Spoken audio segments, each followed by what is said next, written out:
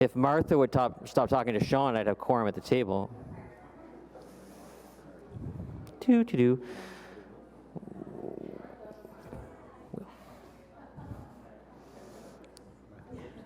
Oh, here comes quorum. Quorum's on his way. Oh, hey, quorum, what's up? All right, thank you. So I'm going to start with Will McDonald. So I mentioned him before we took a break, and Councillor Menard had a question regarding the procurement policies of the City of Ottawa and the climate lens aspect. So Will, would you be able to comment on that? Or Sean, did you want to ask your question again to Will? I spoke to Will afterwards, talked to him about the direction. I'm okay, unless there's another comment back. But do you want to share it with the public? Because I don't, maybe my okay is different than Sean's okay. Sure, Mr. Chair, perhaps the councillor could repeat his question and I can provide a response. Yeah, so the question, it wasn't a question, it was a direction to staff to take back around accelerating the climate lens used for procurement in the City of Ottawa. And Mr. Chair, procurement staff are happy to work with the various departments to develop procurement strategies to meet these objectives. The city has a sustainable procurement guideline right now, which is developed in order to prompt the departmental spec writers to consider the 4 factors of sustainability in their procurement decisions, and staff from procurement will work to incorporate that criteria into their procurement strategies. Okay. Yeah, so are you saying that you're going to be working with the direction to increase our, I guess, review of procurement decisions and how it affects climate change in the City of Ottawa? Are you saying you can accept that, or are you saying we're already doing that now? So, Mr. Chair, we have to work with the departments in that procurement is responsible for how the procurement process is actually administered. It's the department as the technical experts that are responsible for what it is that we purchase, and so we would work with them to make sure that direction is incorporated into their specifications and ultimately procurement strategies. Okay, thank you so much. Appreciate that. Thank you. I know our next question from Councillor was from Councillor Fleury. He couldn't come back, but I know that it was with respect to other departments. So, Mr. Willis, I know that through the Energy Evolution and the Phase 2 and the report that you're coming back to, I know one of the things you're working on is interdepartmental, initiatives when it comes to climate change master plan. Could you just comment on how this plan can be worked through all the departments to make sure everyone's kind of pulling in the same direction? Excuse me, Mr. Chair. Yes, certainly. First of all, to develop this plan in the first place, we've had an interdepartmental working group, and at many points during the group, the general managers who have the most involved, such as Mr. Wiley and I, have met directly to discuss bigger issues of that nature. We also have, that's been brewing, is an energy group within Mr. McDonald's group. Actually, it's looking at how Ottawa actually procures its energy right now, and it's over time as a corporate group will have a bigger role in providing feedback in terms of the nature of what we're buying and its carbon emissions in time, but it's in its infant stages, and it's primarily looking right now at more effective purchasing for power. It's an ongoing effort. It's certainly every department's involved, and every department will have a role as we move forward, and several of my colleagues are at the table, as you notice, because we all view it that way. All right, thank you very much. I know he might have, I think there was another question he had, but he said he might reserve that for when this comes to council in 2020. Councillor McKenney, you're next. Oh, good, okay. Welcome. Where am I? Environment. Sorry. We actually changed the name. Yeah, I know you did. The one that I could never remember.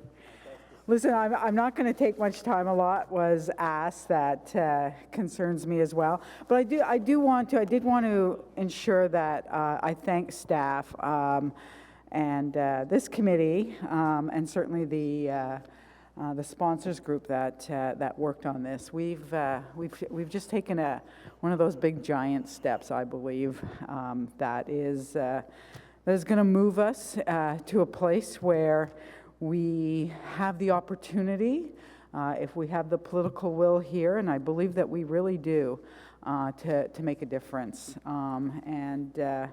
It's we're not the biggest city, maybe in the biggest country with the most people, but everybody has their part to play. And as I look back in the report and look at what other cities, similar-sized cities, are doing, I can see that what we're going to do here is going to be bold, and it will make a difference. And it also occurred to me today as we were talking. I know some of my colleagues have already brought up the issue around procurement, our waste management plan, and to ensure that that when we're looking at how we do things at the city, and how we manage and how we build our policy, that we're putting that climate lens on it. And that's always been a frustration, because you leave here and you maybe go to a transit commission and you start talking about electric buses, and you're told, okay, well, good for us, we're going to get 4, in a pilot project. Well, it's just not enough anymore. We have to be able to leave here, we have to be able to leave this committee and go into any other committee and know that this same lens is going to apply wherever we are, whatever table we're sitting at in the city. So it's for that I thank you. I think that it's it will make our jobs easier, certainly.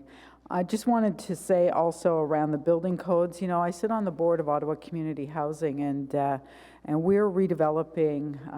The chair does as well. And we're redeveloping a neighborhood in Rochester Heights, and it's going to be a net zero building, and it's the second multi-residential, and both of our net zero buildings today are community housing, if you will. One is Salis Ottawa, which built the first, and they house people, with mental illness, and OCH, we house people on lower incomes, and it's good for 2 reasons. One is it's good for the environment. It's good that we're building new stock that won't have that imprint on the climate, but it's also good for the people that we're housing. It saves money, it saves them money. So I really am encouraged by what the general manager said, that we are talking to the province, we are appealing to them for stricter building codes, because in 50, 60 years from now, which we expect these buildings to last, net zero will probably be a bit passé. So we have to think about what we're doing today that's going to apply in 50, 60 years from now. So I guess maybe just one question, if I may. Is there anything that we're not doing? I'm putting this to staff. Is there anything that you've discussed, that you see others are doing, that we're not doing here because of funding? Is there, if you had a bit more money, is there something you could add on to the list, and what would it be? Chair, I'm going to answer that question because it's really not fair for other staff to answer that, because in all fairness, every single day goes by and we have lots of great ideas, because that's just what we do. I think we have reflected very carefully in the last 3 years worth of work of where the biggest bang for our buck is, and the advice we're giving to council is focused on our biggest bang for our buck. That doesn't mean that there aren't other ideas that are going to come up, and Councillor Menard made some points about continuing community engagement, and I think we intend to, because there may be better ideas that do pop up over time, and I'd like to believe that we could actually integrate them in. There will be other programs from other governments. There will be other technological changes that present us new opportunities that don't exist today. But in all fairness, we have given you recommendations of where we think you're going to have the highest impact for investment. Thank you very much. So almost exactly an hour after he thought he was going to ask his question, Councillor Brockington. Thank you, Mr. Chair. But feeling in better spirits now that I have food in me. And song. Yes. Does staff have a list of all the projects that they would like to see? You say that this committee sees the projects that we can advance as soon as possible, that are affordable. You probably have a longer list. It may get shot down when you have your more senior budget discussions that don't see the light of day for us. can we see a fulsome list of projects that we'd like, knowing that we have limited funds, but I think this committee needs to see any and all possible projects. Is that list available? So Chair, as part of the next report, which is coming in Q2, where we take the 20 different action areas, we will give you specific references to specific projects, and we will indicate the degree of affordability of each of those projects.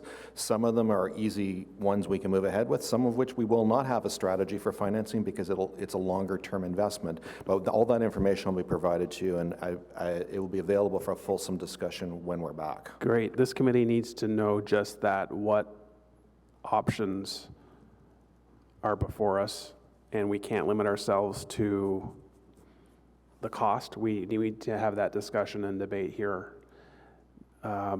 because the cost of doing nothing is far greater.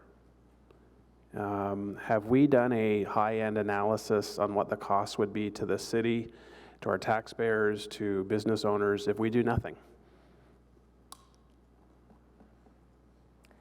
Thank you for the question. As referenced earlier, we don't have Ottawa-specific data for that, but through the local climate projections analysis that we're doing now and the vulnerability assessment and subsequent climate resiliency strategy, we may have a better sense.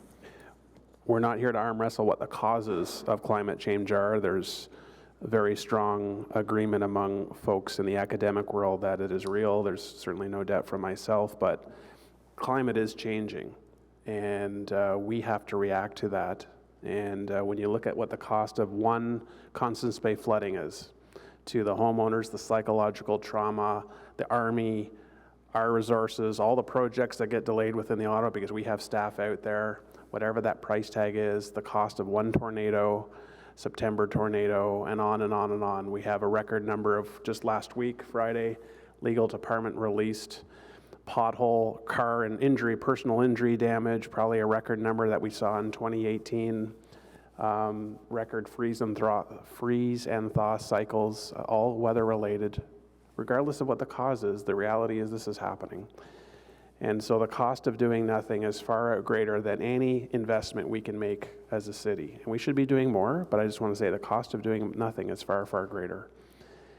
I think the two major factors that we have to wrestle with are budget, the cost of implementing a very strong list of ideas that the general manager just talked about, and something I think we need to do more of as a council, and that is leverage our provincial and federal governments.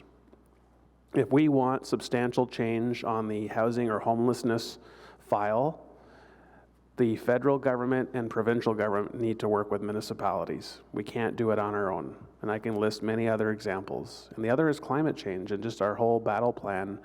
Where do we actually think 445 municipalities in this province should be reinventing the wheel, doing all their work like this, when we should have the feds in the province announcing some pretty significant benchmarks, legislation, but also goals that we all need to work towards. And then each level has their responsibilities to get us there. So leveraging AMO and the FCM, but also the leaders on council working with our leaders at the provincial and federal governments on some low-hanging fruit and some other more challenging objectives for their help, financial, but also to have, as I said, the provincial and federal governments to make certain statements or goals or objectives. Lots of good suggestions about, amending building codes, renovation credits. A woman at the beginning said the mandatory GHG analysis for projects. I really like that one. The whole talk about the green economy and really is a net benefit for jobs in this country. Of course, transit, we don't have to repeat that, all the benefits of transit. But again, building codes, a lot of these the city does not have the authority over. But again, we need to emphasize and re-emphasize with the other levels of government the importance of these particular initiatives.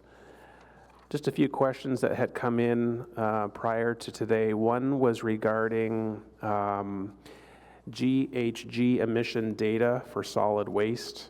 In the report, the staff report talked about data between 2017 and 2018, a drop from 46.8 kilotons of CO2 to 21.2. Is that correct data? Can you just comment on that? Chair, to clarify, are you talking about on the corporate emission side or on the community emission side? This is, well, solid waste. I would assume this is at our Trail Road facility, landfill facility. Sure, there's a significant difference between community versus corporate, because corporate deals with Trail Road. When we talk about community, there are other private landfills within the city, and their performance is quite different from ours. All right, I'll look that one up and get back to you. With respect to Trail Road, though, again, starting in 2021, we're seeing an increase that's anticipated. Can you talk about that further? What's driving that particular increase? Chair, there is an anticipated increase given our current operations at the landfill. We will be reviewing that through the master plan, and we'll be looking at ways to decrease that greenhouse gas emission. But you are confirming we are expecting to see a rise in GHGs as of 2021? Chair, I would say the verdict's out. Like I said, given our current operations and the way we're operating under our current C of A, it requires recirculation of leachate, which does cause GHGs. We're reviewing that, and I think staff's aim will be to not increase, actually to continue to decrease. Very good. Okay, thank you, Mr. Chair. Thank you very much, Councillor Brockington. Councillor Kavanaugh. Thank you very much, and thank you for all your hard work. I'm pleased to be a member of the Climate Change Sponsorship Group. It's an honor to hear all that's going on and all the work that you're doing. I really appreciate it. I'm sort of doing big picture stuff here, but there's internal goals, stuff that we can do as a city in terms of changing regulations. There's and making actions ourselves, but there's also a lot of external goals in terms of getting people to change their habits, and that is where the education part comes in. And you know, I'm a little concerned because it's a mammoth goal, and where you're basically just hiring a person, and that's a lot on their shoulders.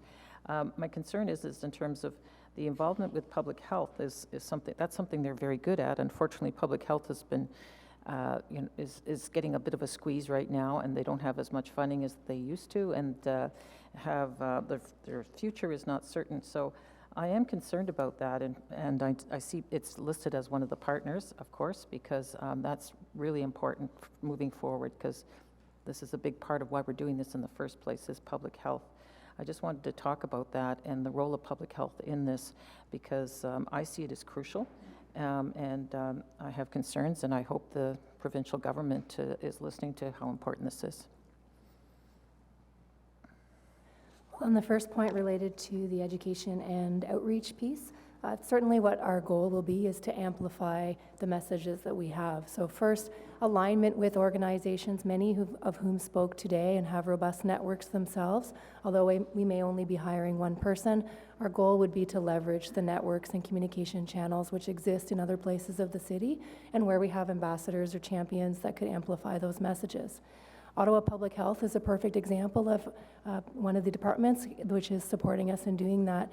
We're blessed to have not only one but two part-time seconded staff from Ottawa Public Health who are contributing both to the development of the Climate Change Master Plan and the 8 priorities, as well as to the development of the new official plan. So we're blessed to have their involvement, and I guess I'll just turn and see if anyone from Public Health wanted to add anything to that. They were here earlier, and I've had the pleasure of working with them. They even took a bike tour of my ward with me, so I know they're very dedicated. Which kind of leads me to my next question, is in terms of ward initiatives and plans that we can do with the community, something that they can see themselves in front of them. Has there been any thought to that idea? Because I saw some of the initiatives that have gone, and you put down which ward they're in. There's nothing yet in Bay Ward, but I would love to see stuff and have some analysis of where we can work with the community on moving forward on initiatives that they can see right in their community. Is that possible to do? Maybe have a climate change meeting with them? Certainly, as we're developing each of the 20 projects, there will be an assessment of readiness, and there will be an equity and inclusion lens applied to that. Because of course, across the city, we have varying wards and degrees of ability to implement these types of solutions. So although we haven't identified anything at a ward-specific level, we've had questions from councillors or requests from councillors to provide information, answer questions they receive, and we have partners who are coming forward in a range of wards, either representing cross-community organizations or ward-specific initiatives that they may be interested. So it's something we can consider as the 20 projects are being more fully developed. I know that Ecology Ottawa has already done door-to-door work in my ward on this idea, but I think we need a city involvement to push that forward even more. They did a lot of excellent work, and I want to thank them for it. But I think that it would help if the city was doing that work as well and helping us in our wards so that we can reach out to people and give them ideas. One of the suggestions I have is, with New Year's coming up, is everybody have a climate change resolution and maybe do some small initiatives of their own that they can promise to do. But in the meantime, I'd like to see something at the ward level so that we can take the message to them of how they can change, because clearly that's the biggest part of what we have to do is education, and that would be a good way to do it. Thank you. Thank you very much. Any other questions for staff on the Climate Change Master Plan? Seeing none, just want to thank, before I read the report recommendations, which is going to take me like 20 minutes, I just want to thank staff, of course, Steve Willis for your leadership, Jen Brown, Andrew Flowers, Mike Fletcher, Don Herdwire for being here. You're right there. Good to see you. Just for the work you've done over the years. I know you have more than just yourselves that are involved in this, and I know the councillors that join, Councillor Menard and I, on the sponsors group. I think it's important to have councillors involved in the steps of these reports as they come forward. Obviously, it makes it a lot smoother when we get to this point. But Councillor Kavanaugh mentioned that she's on that sponsors group with us, and Councillor Suds, Councillor Dudas, and Councillor Fleury are also on that with us. So much appreciated. So I'm just going to read the all the recommendations, just so that those listening at home can follow along. So that Standing Committee on Environment Protection, Water, and Waste Management recommend that Council, 1, receive the 2017-2018 greenhouse gas inventories attached to document 3 as outlined in this report. 2, approve A, new 2025, 2030, and 2040 corporate targets to reduce GHG emissions 100% by 2040 below 2012 levels. B, new 2025, 2030, 2040, and 2050 community targets to reduce GHG emissions 100% by 2050 below 2012 levels. 3, approve the Climate Change Master Plan attached as document 4 and as outlined in this report. 4, receive a project status update on energy evolution, including the draft energy and emissions model and a draft list of proposed projects to be more fully developed as part of the energy evolution final report attached as documents 5, 6, and 7 and as outlined in this report. 5, direct staff to bring forward the final energy evolution Ottawa's community energy transition strategy in Q2 2020 that includes A, finalized energy evolution and energy and emissions model. B, a financial and affordability analysis of the model to identify the investment required, the net present value, the return on investment, marginal abatement costs, and employment impacts. C, detailed descriptions of the proposed energy evolution projects listed in this report, including roles and responsibilities, timelines, municipal authorities, and barriers to implementation, equity and inclusion considerations, and resourcing needs. D, a proposed spending plan for the 2019 Hydro Ottawa dividend surplus once the value of the dividend surplus is known. 6, delegate authority to the Council Sponsors Group on Climate Change to provide the Mayor with a list of priority areas and activities which are consistent with the Council-approved Climate Change Master Plan to allow the Mayor to advocate with the federal and provincial governments on program funding, co-delivery opportunities, and related policy and regulatory supports necessary to implement the Climate Change Master Plan priority projects as appropriate. And 7, approve the spending plan in document 13 and summarized in this report for the $210,000 of unspent 2017 and 2018 Hydro Ottawa dividend surplus funds. Is that item carried? Carried. Thank you. And now we move on to item 2. Thank you all. So item 2 is the tree bylaw review project. So we will start with a presentation from staff.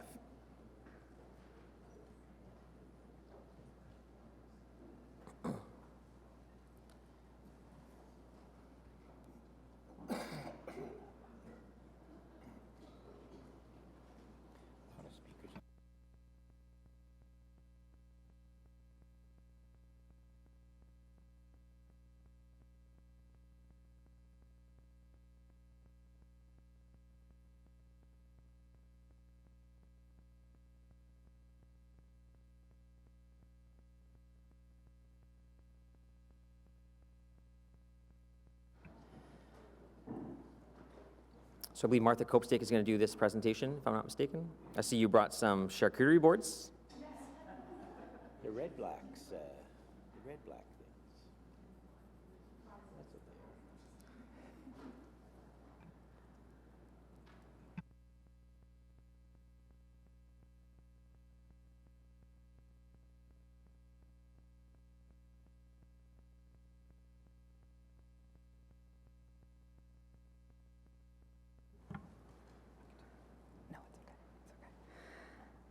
Thanks so much.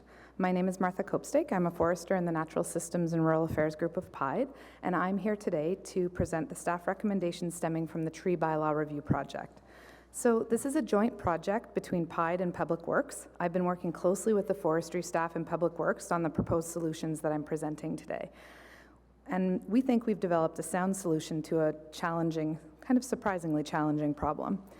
The new tree protection bylaw proposed today, along with the proposed changes to the implementation processes, will bring Ottawa's approach to tree protection in line with other major municipalities in Ontario. The project was based on consultation with both internal and external stakeholder groups, and we're able to come forward today with this fulsome solution because of the detailed feedback that we've gotten from very dedicated stakeholders representing urban communities, environmental groups, and the development community. So I'll start with a little bit of background. The Ontario Municipal Act gives the city the ability to enact tree bylaws. The City of Ottawa currently has 2 tree bylaws in place: the Municipal Trees and Natural Areas Protection Bylaw, which was enacted in 2006, and it requires permission to remove any tree on city property citywide. We've also got the Urban Tree Conservation Bylaw, which was enacted in 2009, and it covers trees on private property within the urban area of Ottawa.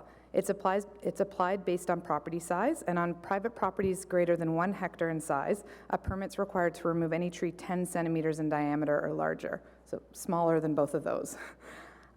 For smaller properties, so 1 hectare or less in size, a permit's required to remove trees 50 centimeters or more in diameter, and these are what we call distinctive trees, and that's the big tree cookie that we have over there. So neither of these bylaws have had a fulsome review since their inception. The Urban Tree Conservation Bylaw particularly was designed to address the issues of the day when it was developed, and given the steady pace of infill development and infrastructure in the last 10 years, those issues have changed.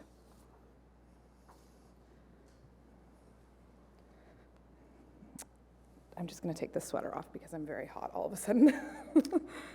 Okay.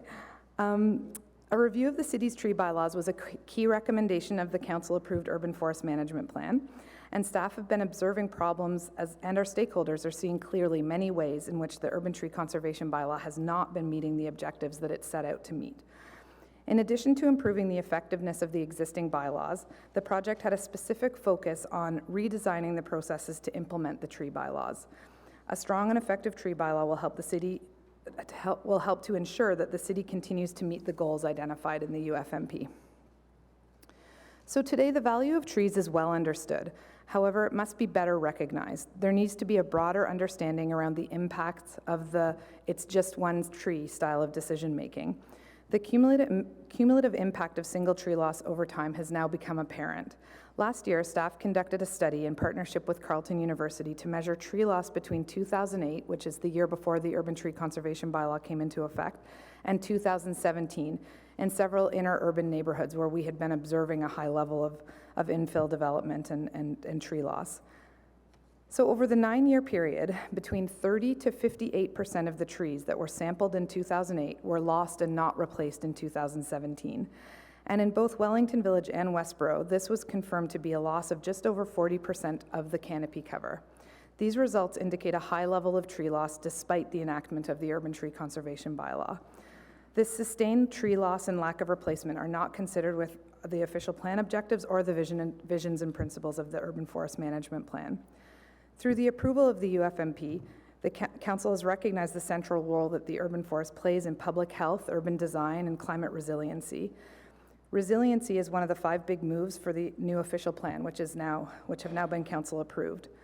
The retention and protection of existing trees is a core means of building climate resiliency to adapt to future climate conditions.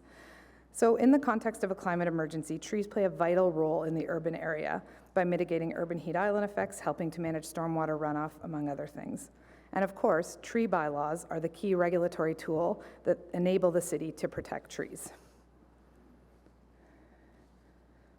So a shift in thinking, or what I've been calling a culture change, is actually fundamental to the success of the proposed approach. So even just through doing this project, staff have seen a marked difference in attitudes about trees, which is encouraging.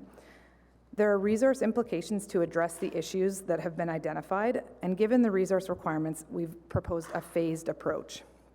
So I'm going to go through that.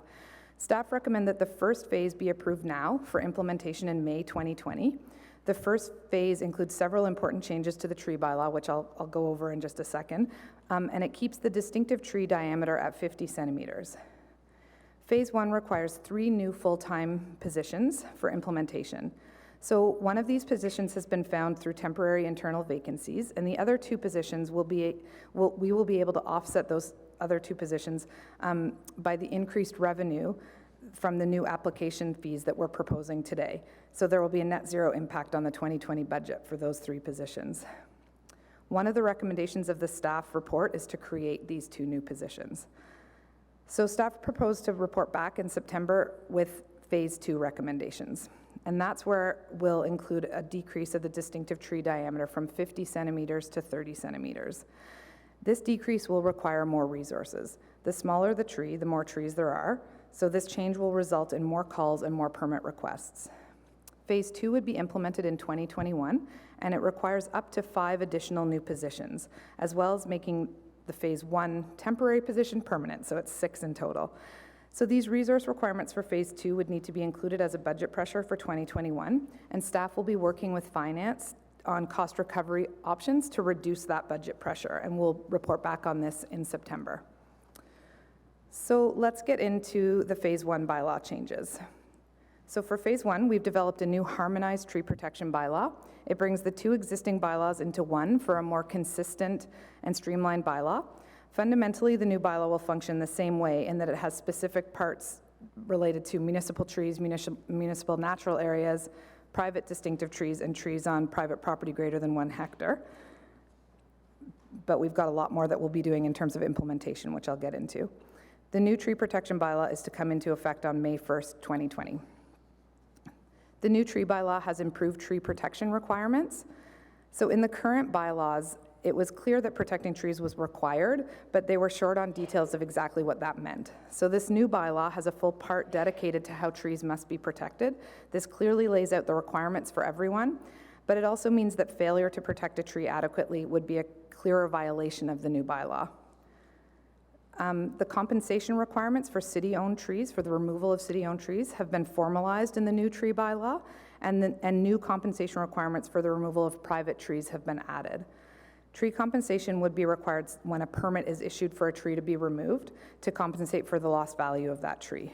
For city trees, a widely used tree valuation formula will continue to be used to calculate the compensation value. And for the removal of distinctive trees, and this is new, we haven't required compensation before, a ratio for replacement trees will be used. So that ratio is proposed to be different for the removal of trees in an infill development scenario versus in a non-development scenario. So for infill development, when a distinctive tree is removed, it's proposed that 3 trees must be planted in its place. And if the 3 trees can't be planted on the site, a monetary value would be accepted in place. And that would go into the city's tree planting accounts. And for non-development scenarios, the replacement ratio would be 1-to-1, so 1 tree planted for tree removed. Staff is also proposing to introduce new application fees for cost recovery. In the current bylaws, the only fee is to remove a distinctive tree. It's $100. It's been in place for about the last 4 or 5 years, and it's often charged on a site basis rather than on a per tree basis. So this slide shows what the new application fees for the removal would be for the removal of municipal trees specifically. So again, the application fee will depend if it's an infill development scenario or not. And if it's unrelated to infill development, a homeowner needs to remove a tree in the right-of-way in front of their house for maybe servicing work, fixing their driveway, something like that. It would be $150 per tree up to a max of $750. And of course, in that kind of work with a municipal tree, we wouldn't imagine that there would be more than one tree to remove. In an infill development scenario, it would be $500 per tree. So this reflects the increasingly complex nature of the infill development files and the associated staff time required for review and oversight of those files. And this slide here shows a similar table, but for private urban trees. So the cost structure is similar to the municipal tree fees. If the removal of a distinctive tree is for infill development, the application fee is proposed to be $500 per tree.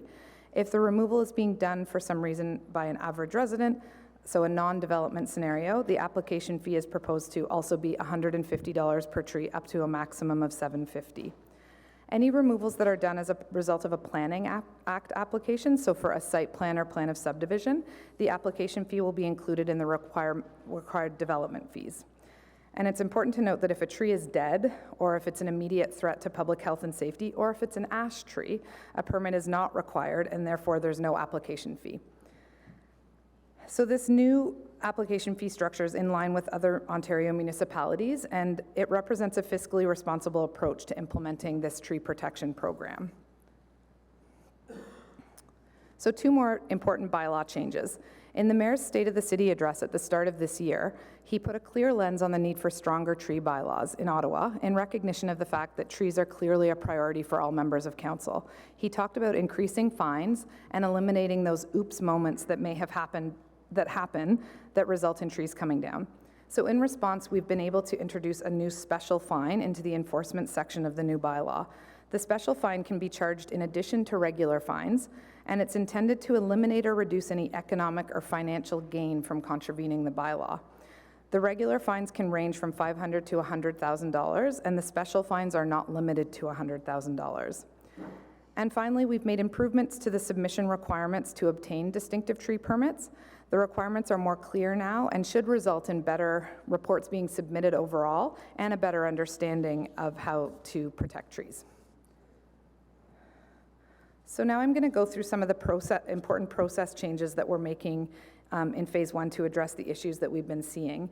And as I've said, we feel probably the most important part is to fix some of the problems that we've been seeing. So first, we'll work to ensure that trees are considered much earlier in the development process. So this applies to both private developments and city infrastructure projects. We're going to make a change that requires that tree information is submitted with Committee of Adjustment applications so that the committee can take trees into account in their decision-making. The one new staff position that we'll have in PIDE for phase one will be what we're calling an infill forester.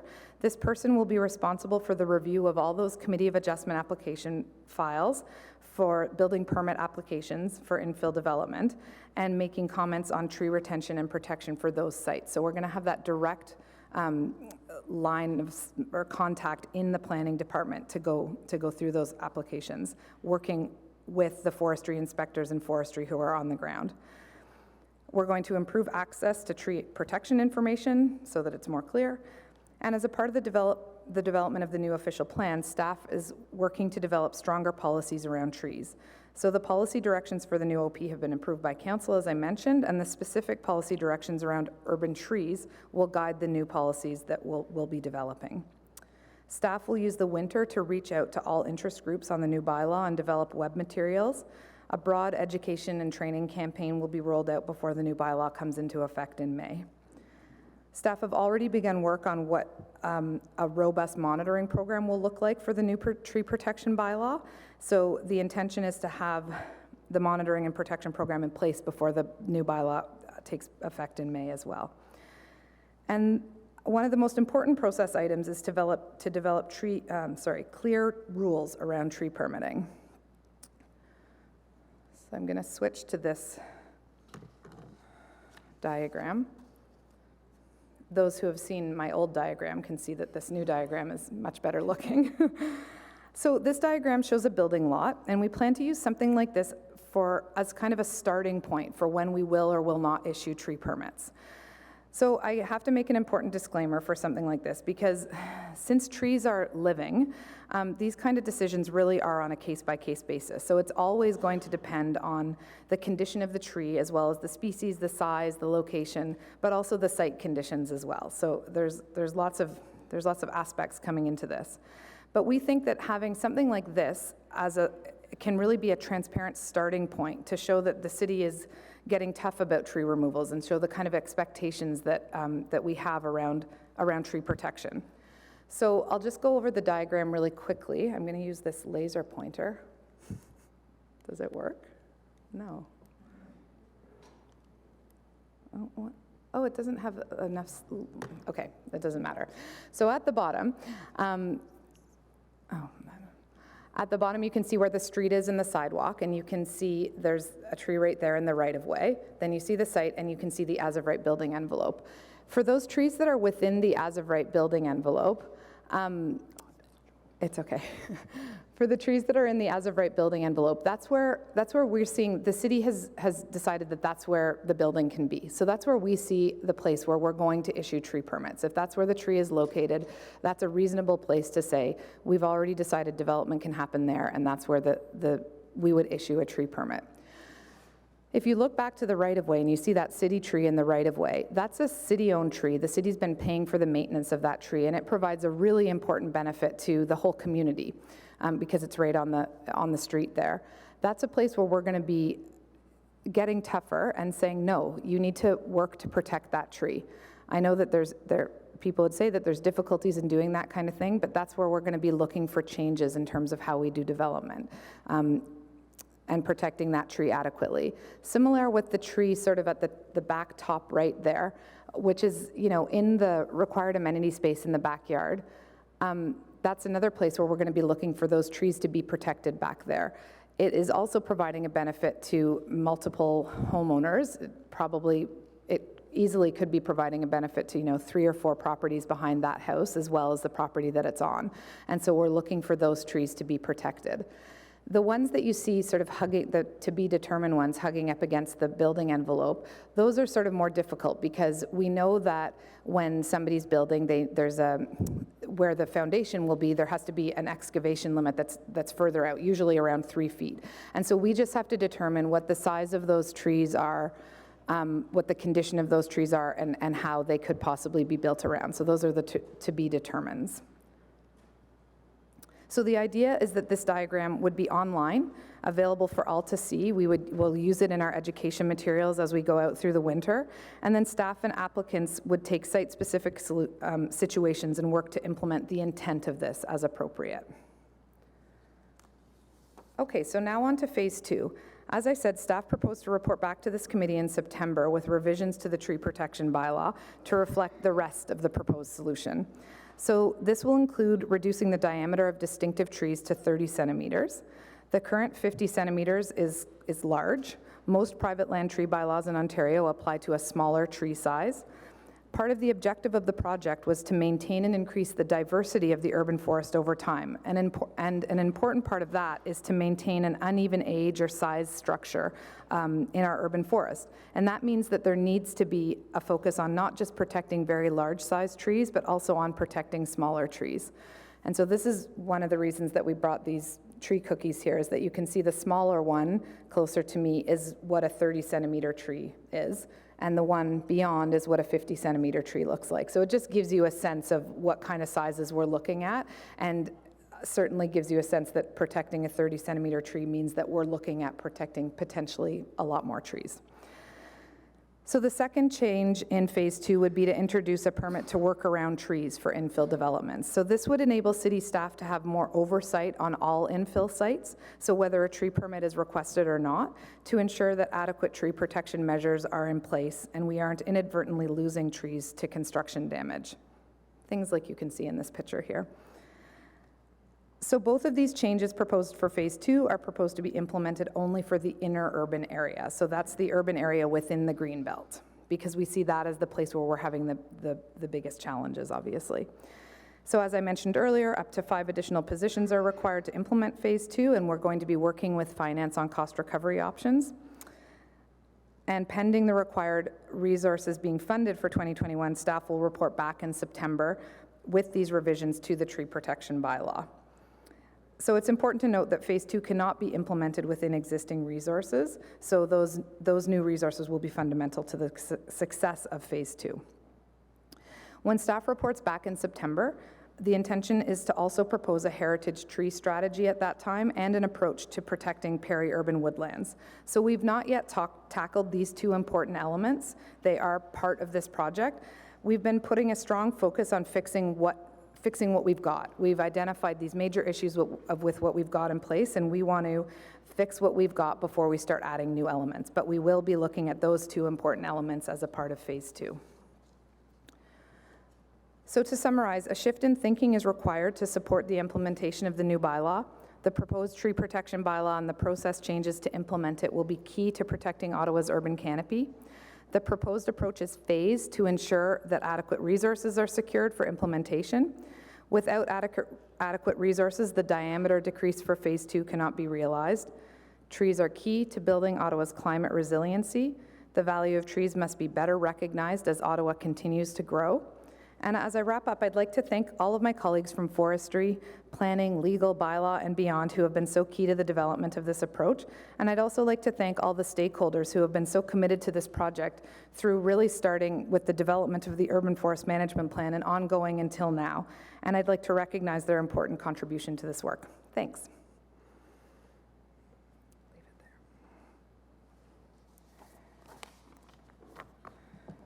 Thank you.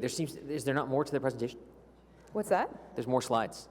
Oh, well, those were just like in case there were questions. Okay, thanks. I was anticipating more. I was like, wait, are we done? No, I'm done. Because I'm like looking ahead. I'm like, there's a lot more stuff here. Okay.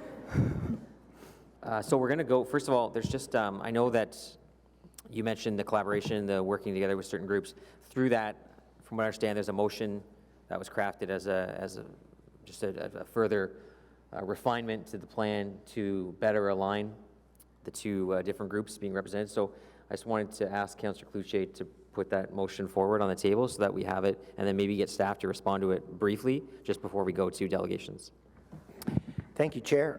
Whereas the report, as stated, proposes a new tree protection bylaw to support the protection and enhancement of the city's urban tree canopy, and whereas the proposed bylaw includes a permit fee on a per-tree basis for the removal of distinctive trees, and whereas the permit fee for removing a tree that is not associated with infill development is $150 per tree, up to a maximum of 750 or 5 trees, and whereas the permit fee for removing a tree that is associated with infill development is $500, but with no maximum indicated, and whereas staff recommend implementing a maximum permit fee for infill development for consistency, therefore be it resolved that the Standing Committee on Environmental Protection, Water and Waste Management recommend to Council that the bylaw to be amended to set the maximum permit fee for infill developments at $2,500 or 5 trees to correspond with the limit set for non-infill tree removals. So can I just ask, just understanding why this wasn't necessarily incorporated into the report, but it's here today as a motion? When we did our consultations with our stakeholders, we indicated that we would be increasing tree permit or application fees. We didn't have the fee structure in place when we did our consultations. And in speaking with the developer group, of which of course this infill development component implicates, last week, we had discussion around the fact that these are higher fees for their work, and that we were focused on a cost recovery approach for this. And if you look at it from the perspective of, you know, how much more time does it take us to review more trees in that, it was sort of pointed out that the maximum could be, you know, applicable for the development scenario as well. All right, and just the further steps. So this is just the permit fee. What would the other process be? So you're asking for, if someone comes forward with a permit for 5 trees, it's $2,500. What else is involved in that?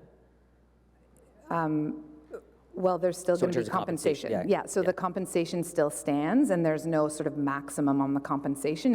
It's still on a per tree basis. So for on a private property, for the infill development scenario, compensation is 3 to 1. And that requirement would apply for each tree. So each tree that has to be removed has to be compensated 3 to 1. Okay. Or paid for. Right. All right, thank you. So I want to go, just with that, just go straight to delegations. So I'm going to start with Mr. Brian Bevan, who is the co-chair of the Trees and Green Space Committee of the Centertown Community Association, and then followed by Rob Barnes of College Ottawa.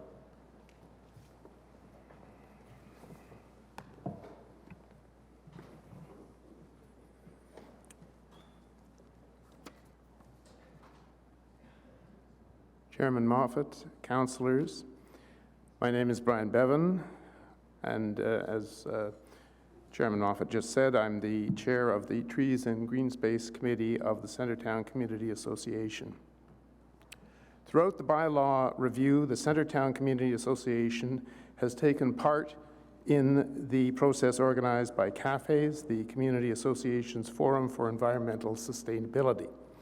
We fully endorse the consensus of 22 community associations that participated in CAFE's process over the past 2 years. We endorse also the reservations that CAFE's spokesperson are presenting later today. However, Centertown has its own unique situation. Centertown is on the leading edge of modern urban land development of the Centre Core. We know that this intense development is eroding the urban tree canopy to a tipping point where, under our watch, large parts of it may be irretrievably lost. The staff report provides the unequivocal statistics. We endorse, in general, the draft tree protection bylaw presented by staff. However, we wish to raise 4 limited and specific concerns. The first concern relates to bullet 2 on page 18 of the report, in the section entitled "Develop Clear Rules Around Tree Permitting." The report says, and I quote in summary, quote, "Specific rules for intensification versus infill developments. There could be a more flexibility on tree removals for developments that are creating more units," end quote. This wording suggests that intensification, meaning replacement of residences with multiple unit residential structures on small city lots, should receive reduced requirements to retain, replace, and renew the tree canopy. Since almost all infill projects involve an increase in units on site, this attempt to allow flexibility is a fatal flaw. It is a continuation of the status quo. The truth is that this formulation of the issue will guarantee that the urban tree canopy will continue to deteriorate in Centertown and the communities bordering Centertown. The solution is simple. Some sort of design with trees approach should apply irrespective of the kind of infill involved. Either delete the offending bullet 2 on page 18, or adjust it to explain that development will require an effort to design with trees irrespective of whether the infill involves intensification or not. Second, in Schedule B, outlining tree compensation, there is a formula whereby a developer must provide money compensation when he or she will not be replacing trees on site. Inadvertently, I think, this schedule sets a ridiculously low figure of less than $2,000 on the intrinsic value of a mature tree 50 centimeters or more in diameter. This sets up an economic calculation that will work against the mature distinctive trees in the downtown core and almost guarantee their continued willy-nilly destruction. The solution is to make the value of mature, distinctive trees non-trivial. Make the value of a tree that is removed $10,000. This intrinsic value, the intrinsic value of a live 50-centimeter tree in situ is priceless in the sense that, once gone, its equivalence will not be achieved before all of us here today are dead. Not just me. All you youngsters too. We need more realistic figures than those currently in Schedule B. Third, the report proposes that the reduction in the diameter of mature trees subject to protection from 50 centimeters to 30 centimeters will wait until Phase 2 in 2021. This leaves a huge portion of the downtown urban forest vulnerable and unprotected in the meantime.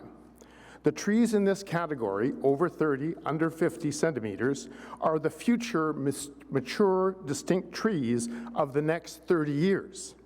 We are creating a huge temptation here for developers to take down mature trees before the rules change. Let's protect the trees we want to protect now. Declare the 30-centimeter formulation in force immediately on an interim trial basis for the next 2 years. Then, over those 2 years, evaluate the effects. That way, the Phase 2 formulations can be based on the actual experiment that will provide concrete data. Sir, can you wrap up, please, sir? Yes. Finally, we are concerned about the postponement of a designation process to protect heritage trees until some unspecified third phase. This means that even the most valuable and important trees in the downtown remain vulnerable, not for 2 years, but for an indeterminate period. Why leave these most important trees vulnerable indefinitely? We urge you to conserve and protect heritage trees as part of Phase 2. Okay, thank you. Councillor McKinney has a question for you. Thank you. Thanks for coming out, Brian. It's nice to see you. Back in 1998, I went to work for Councillor Holmes. I'm going to tell you just a really quick, kind of funny story. I arrived in the office. I knew little. Actually, I knew nothing. I always wondered why she had hired me. But she did. And everything was an acronym, and I didn't understand any of the acronyms. And I remember one day I had this file folder, and it said, in big capital bold letters, TREE committee. And I said, what's a TREE? And she said, well, it's a little bigger than a bush. She didn't have a lot of patience for me either at the time. She said, well, Catherine, it's a little bigger than a bush. It's called a tree. So back in the point of my comment is not to show how much I've advanced, but that in 1998 we actually had a tree committee similar to what you have today, the Trees and Green Space. Back in 1998, we knew in the downtown that we were losing trees at an alarming rate. And you can imagine the difference between 1998 and today. If only we could go back. I see it every day. I know, I do too. I almost don't like looking at old pictures. And I remember another time seeing a picture, again, it was in Councillor Holmes's, I'm sure it was in that folder, of King Edward. And it was an old picture of King Edward up against a more recent one. And you know what I realized? You could not tell in the more recent one that it was winter, because there were no trees. You couldn't tell what season it was on King Edward because there were no trees on King Edward. It used to be this beautiful leafy boulevard. And that's where we've come to. So I think it's important. I'm going to be asking questions that you've raised to staff, but I think it is really important. It's important to remember that, downtown infill, there are, we have the least number of trees in our ward, but we are not being alarmist. To lose another 50% of our trees in the next few years would be beyond devastating. It would mean that we would not meet any of our climate resiliency targets. And we would have an unlivable downtown. So I thank you for coming out. I thank you for continuing the work of the Old Tree Committee, which is now the Trees and Green Space Committee. And I look forward to continuing working with you. Thank you. Thank you very much. Any further questions for the delegation? Seeing none. Thank you, Mr. Bevan. Appreciate it. Thanks. Rob Barnes, followed by Daniel Buckles of the Community Associations for Environmental Sustainability.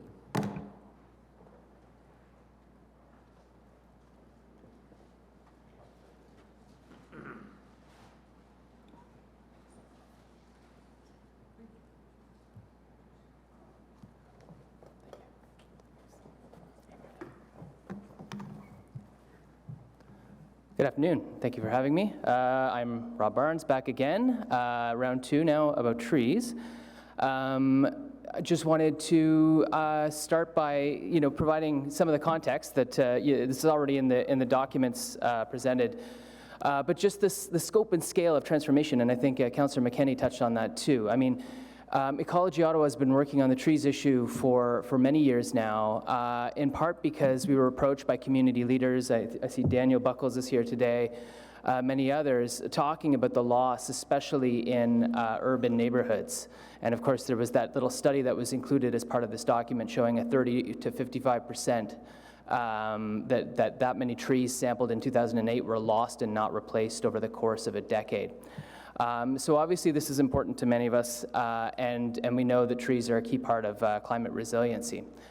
So what do we like about what we're seeing here in terms of the tree protection bylaw? There's earlier consideration of trees in development process. We've heard this has been a concern for a long time. Requirement of a permit to work around trees, special rules for infill developments that don't create new units. And of course, protections. The distinctive tree sizes being lowered. That's great. I think that's something the community has been asking for a while now. Other positive elements with the bylaw today is just the higher fees in general and the new special fine, of course, to eliminate financial gain from contravention of the bylaw. So a lot of really important elements here. But we know that it'll take resources, right? This is the perennial challenge, is to make sure that we're staffing at a level that is able to implement some of these changes. And so, draw the attention of the committee to the fact that three FTEs and then 5 FTEs will be needed to implement the 2 phases of this project. And it's something that we hope that council will move forward on, and that we will be watching to make sure that there's that emphasis placed on resources so that we can actually follow through on some of the good ideas here in this plan. In terms of challenges, I mean, we're reflecting, I think, what some of the community voices are saying here. Obviously, the phased approach does mean delays to distinctive tree protection. And so there was an idea offered, I saw from Paul Johannes of Green Space Alliance, maybe something like a moratorium on tree cutting. I don't know what powers we have as a committee or council to move forward on some of these early protections, but we know that with these bylaws coming down the pipe, that you might see a lot of early motions to get rid of a lot of trees sooner rather than later. And so we urge the committee to consider its options in terms of protecting trees that might be at risk with the passage of this new bylaw. And obviously, I think as Brian mentioned, there's urgency to creating heritage tree bylaw and peri-urban woodlands tree bylaw, and of course resources to move these along. Other challenges, I know the community was asking for even stronger protections in terms of reducing the diameter breast height to 20 centimeters. I know we got it down to 30, but I think the community is asking for even more protections in the future. And of course, there is the risk of arbitrariness and unpredictability. I think the bylaw adds a lot of clarity, but there's still a lot of discretion. And I think some of it is inevitable. I think, as Martha said, dealing with living things like trees, all of this is negotiated on a case-by-case basis. But of course, the more clarity and the more protection, the better. And of course, monitoring and enforcement will remain a challenge. Again, it's down to resources. Maybe there are missed opportunities here, or opportunities to tie things into the future development of the Parks and Green Space Master Plan. We know that there's this really important policy document coming up, and one of the ideas we've heard floated and that we really liked was the idea of tying tree removal decisions to neighborhood-level tree canopy targets. Something that sounds exciting, and the idea of there being kind of maybe a sliding scale for the degree to which we're protecting trees based on some of these especially vulnerable neighborhoods, Wellington West, Centertown, and many of the communities in the urban area. So way forward, again, just with my remaining seconds, we urge consistent resource prioritization. Let's get that strong language in the Parks and Green Space Master Plan and in the official plan. And obviously, I think this is a theme coming up today. We've identified a need for education. Community partners like Ecology Ottawa are there to help get the word out, knock on more doors, and so happy to work with the city in terms of the types of things that we're saying to the community in order to get the broadest amount of buy-in for tree protection in our city. Thank you. Thanks very much, Mr. Barnes. Is there questions from committee members' questions? Just on your point about the tree canopy targets, I will have some direction associated with staff later on in the meeting related to that directly. So thanks very much for coming in. Okay, who do we have next? Daniel Buckles? Okay, Mr. Buckles.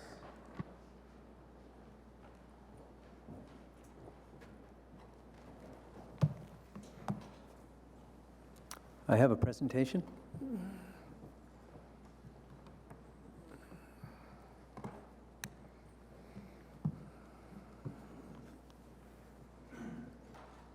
Good afternoon, councillors, and thank you for the opportunity to speak today.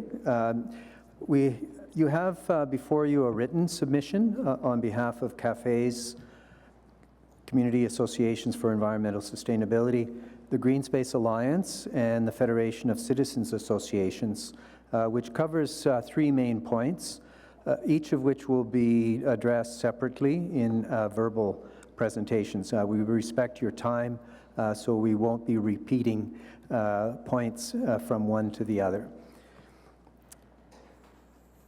The staff report makes several references to participation by community associations in the tree bylaw review project, including our own combined recommendations endorsed by many neighborhood associations from different parts of the city, and many local environmental organizations and university groups as well.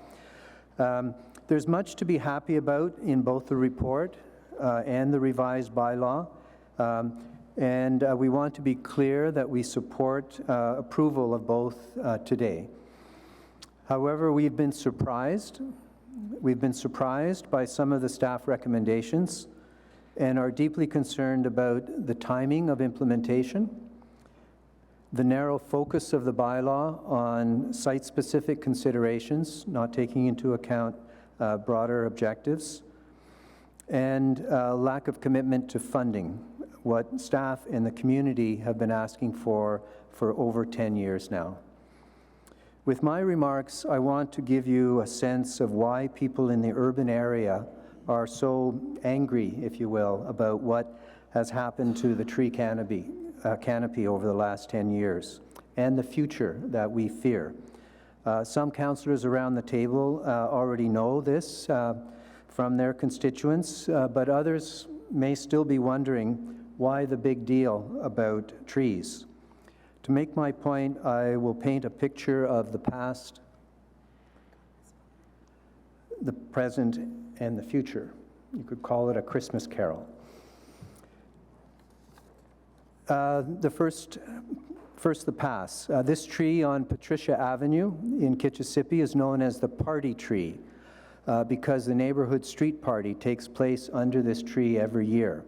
It's a bur oak, somewhere in the neighborhood of 160 years old, and a remnant of the original ancient oak forest that lined this part of the Ottawa River.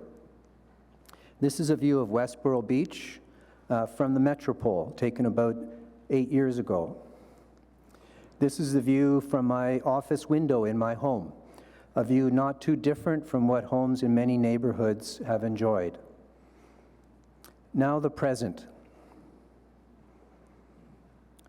As the staff report notes, 5 urban neighborhoods lost and did not replace between 30% and 58% of the trees sampled. New construction accounted for between 22% and 46% of tree removals across the study neighborhoods. Emerald ash borer was not the primary cause, according to the staff report. Now the future. This photo is part of an art project by Frank Johnson, exploring what he calls the lost trees of Ottawa. The loss is already palpable in Rideau, Vanier, and Somerset wards, in Kitchissippi and Capital wards. This map, which was developed by Big Trees of Kitchissippi, is an app where residents are posting trees, stories, and memories of trees lost in Ottawa for natural and human causes. For councillors elsewhere, this bleak feature is coming. to Bay Ward, to College Ward, to all of the other wards as well. There's a little, this is also from Frank Johnson showing it, the lost tree in the left corner.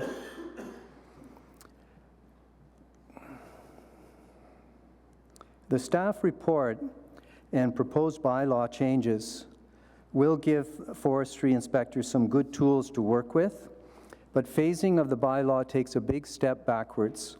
Protection of young trees between 30 and 50 centimeters are not covered by the funding you are being asked to approve today.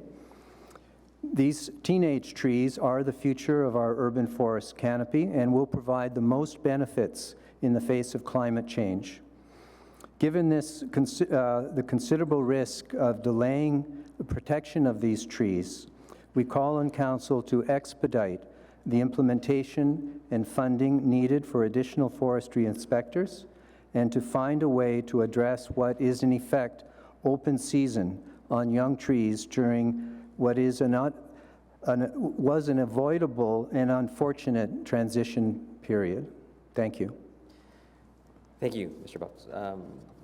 Questions from delegation? Okay. All right, thank you so much. Appreciate it. So we have next is Mr. Paul Johannes, Green Space Alliance, followed by Heather Pearl.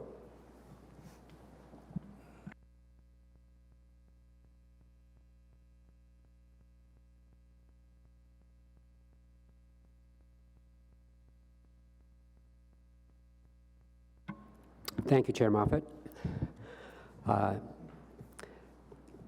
First, I'd like to straight off just say I hope and we hope and expect that you'll receive and approve the report that's been presented to you today. But I'm here to talk about a particular issue, one issue, and it's an omission. It's something that could have been, should have been, we're hoping will be in the bylaw eventually. And it's this issue of tying tree removal decisions to the attainment and maintenance of the targets for canopy cover, that there be a link between those two things. So maintaining a healthy tree canopy in all parts of the urban area is a critical climate mitigation measure and an adaptation measure. It's also a matter of public health. So to maintain the tree canopy at a certain minimum threshold, and some public health research suggests that maybe 40% is kind of that level at which public health benefits really kick in. And this at a very small scale, like sort of like a few city blocks kind of thing.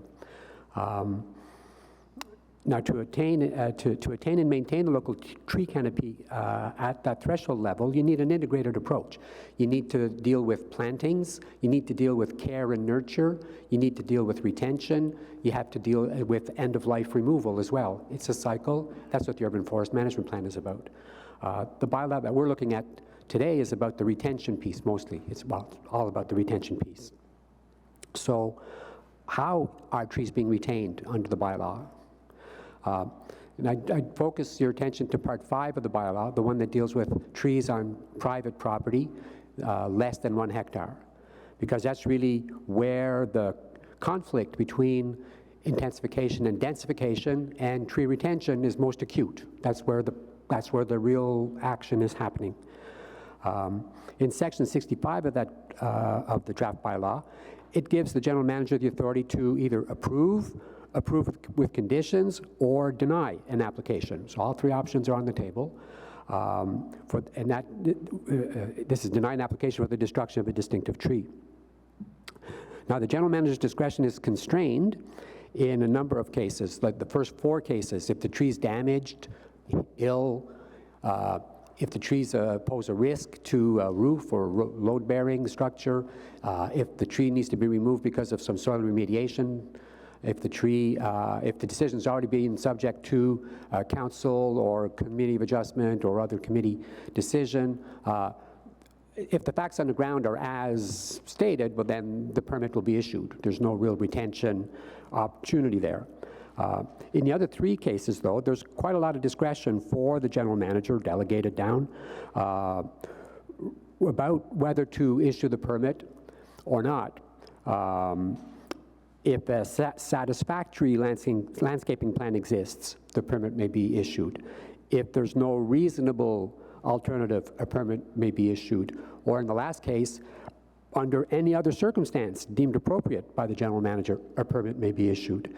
So this is very broad discretion to exercise, and it's not about retention necessarily. It's always, retention is kind of the fallback. The first thing is there's broad discretion to issue a permit, but there's no explicit basis really stated in the bylaw for a permit to remove a healthy, mature tree to be denied beyond this type of blanket authority that's provided. It's all sort of in the blanks of each condition. It's an exercise of discretion that is very open and which can be subject to undue pressure or otherwise be accused of arbitrariness and unpredictability. And it sets up this tree-by-tree kind of war of attrition, which is really what we have now, and which has led really to the observed canopy loss. So there is a difference, and when we saw, not in the information but in the staff presentation, that there is guidance being provided regarding tree removals that might be supported or not in review, and that's whether or not the trees inside the building envelope of in terms of on the specific development application under review. But it's not in the bylaw, and not clear that it's enforceable in that way. And it may even set in place an incentive for builders to expand the building envelope to cover the entire lot so as to remove any possibility of tree retention. So we believe that an external objective test outside these site-specific considerations should be added to the bylaw, and that this test should be tying permitting decisions regarding distinctive trees to the achievement or maintenance of local canopy targets. We've made this point through consultations, and so it's not a new thing. It's not being sprung here on the process. We've talked about it before. Now, how would this work? Well, once local canopy targets are set, distinctive tree removals would be permitted where the current measurement of canopy cover exceeds the target. If you're above the target, no problem. In cases where the measured canopy equals or falls short of the threshold, the application would be denied. Now, this isn't a final thing because the urban forest evolves all the time. Intensification potential evolves all the time. So this, in fact, could set up a planning cycle where you can realize, oh, maybe in 5 years we'll be above the canopy target here. Maybe then it becomes an intensification target that's worth looking at, and so on. So as the bylaw is the city's only instrument for retaining distinctive trees, and given that the documented loss of distinctive trees is a major cause of the observed reduction in local canopy cover, it seems to us inescapable that the two must be linked. So we had kind of a draft motion to put forward with some non-specific language, but we understand at this point that it's kind of premature and that staff wouldn't support that kind of position because the work hasn't been done, hasn't been thought through. So what we would ask is that for committee to instruct staff to work with stakeholders in the coming months on ways to tie decisions regarding the removal and retention of trees under the tree bylaw to the achievement and maintenance of local canopy targets, and to report back to committee on how this could be done. Have you shared that with us? Because I don't have a submission from you on the. Oh, okay. Never mind. We're all good. Questions for Mr. Hennis? Seeing none. Thank you. Next speaker is Heather Pearl, followed by John Dickey. Ms. Pearl is with the Federation of Citizens Associations.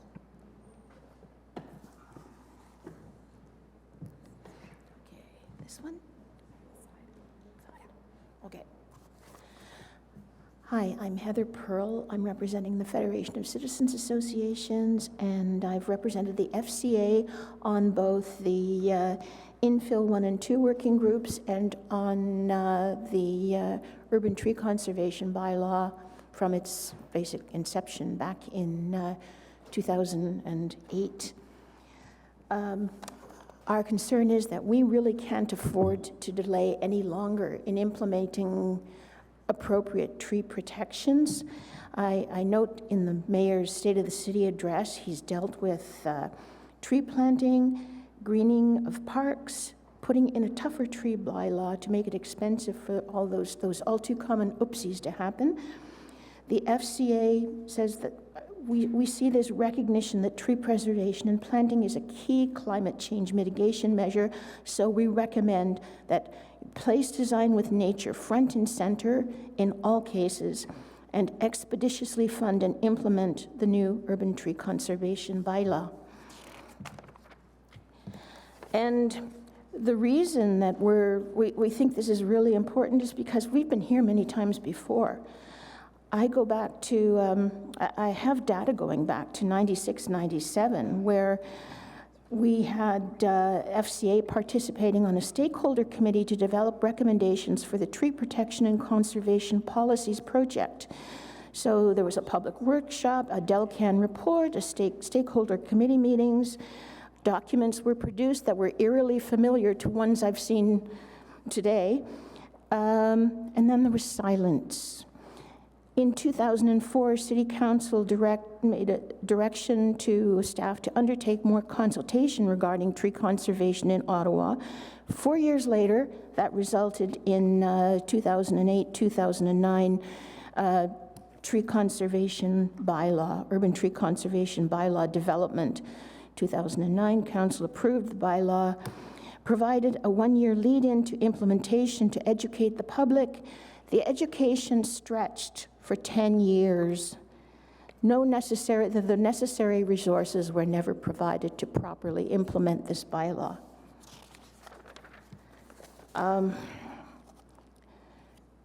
Further, in May 9th, 2012, as part of the low-rise infill housing study, Council approved proposed changes to the city's submission requirements and procedures, including procedures and fees for new planting, the urban tree conservation bylaw as detailed in document 4, and direct the appropriate branches to implement these changes within 8 months of Council approval of this report. So basically, they were to provide tree disclosure information to building permits and to the Committee of Adjustment. And again, there was silence. The infill 1 and 2 bylaws make room for tree preservation.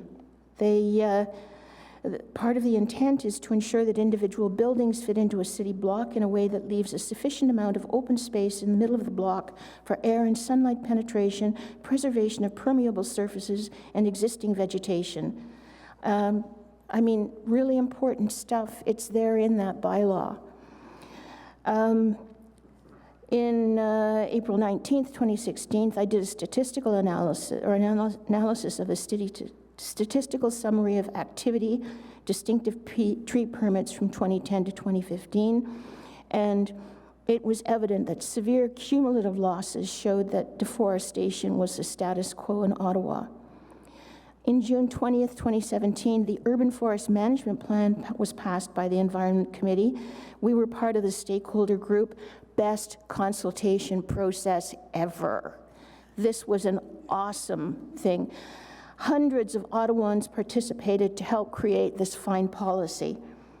One of the key directions was to review, revise, and fully implement a stronger urban tree conservation bylaw. We noted as part of our submission that we still needed to adopt the May 2012 process changes that would help us do that.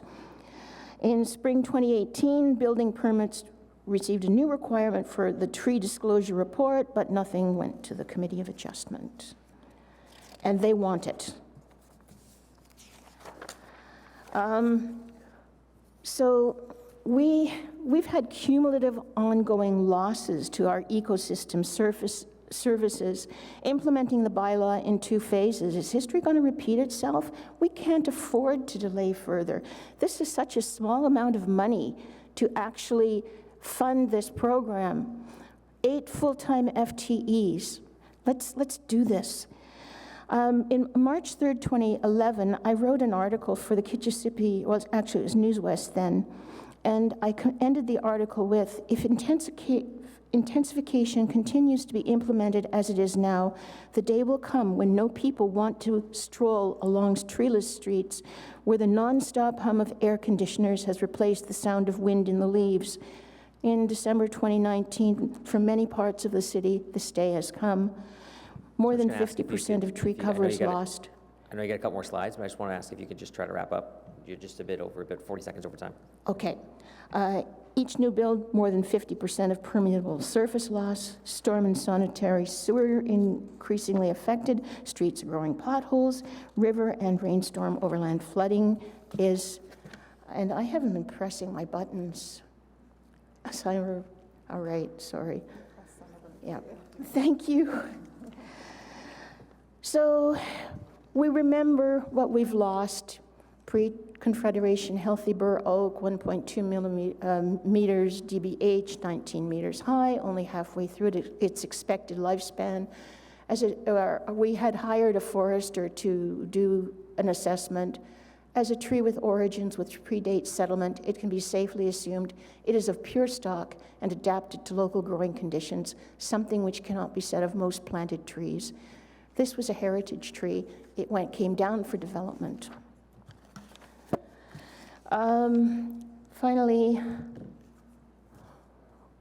we know that tree cover is linked to health outcomes. A recent meta-analysis published in The Lancet, funded by the WHO, talks about the inverse association between surrounding greenness and all-cause mortality. We just really cannot afford to wait any longer. So please, we need those FTEs, we need the bylaw working, action, and we need these great people in forestry to get the resources they deserve. All right, thank you very much. Questions from councillors? Seeing none, thank you very much, Ms. Pearl, for your presentation. Next is John Dickey with the Eastern Ontario Landlord Organization, followed by Jason Burgraff with Greater Ottawa Home Builders Association.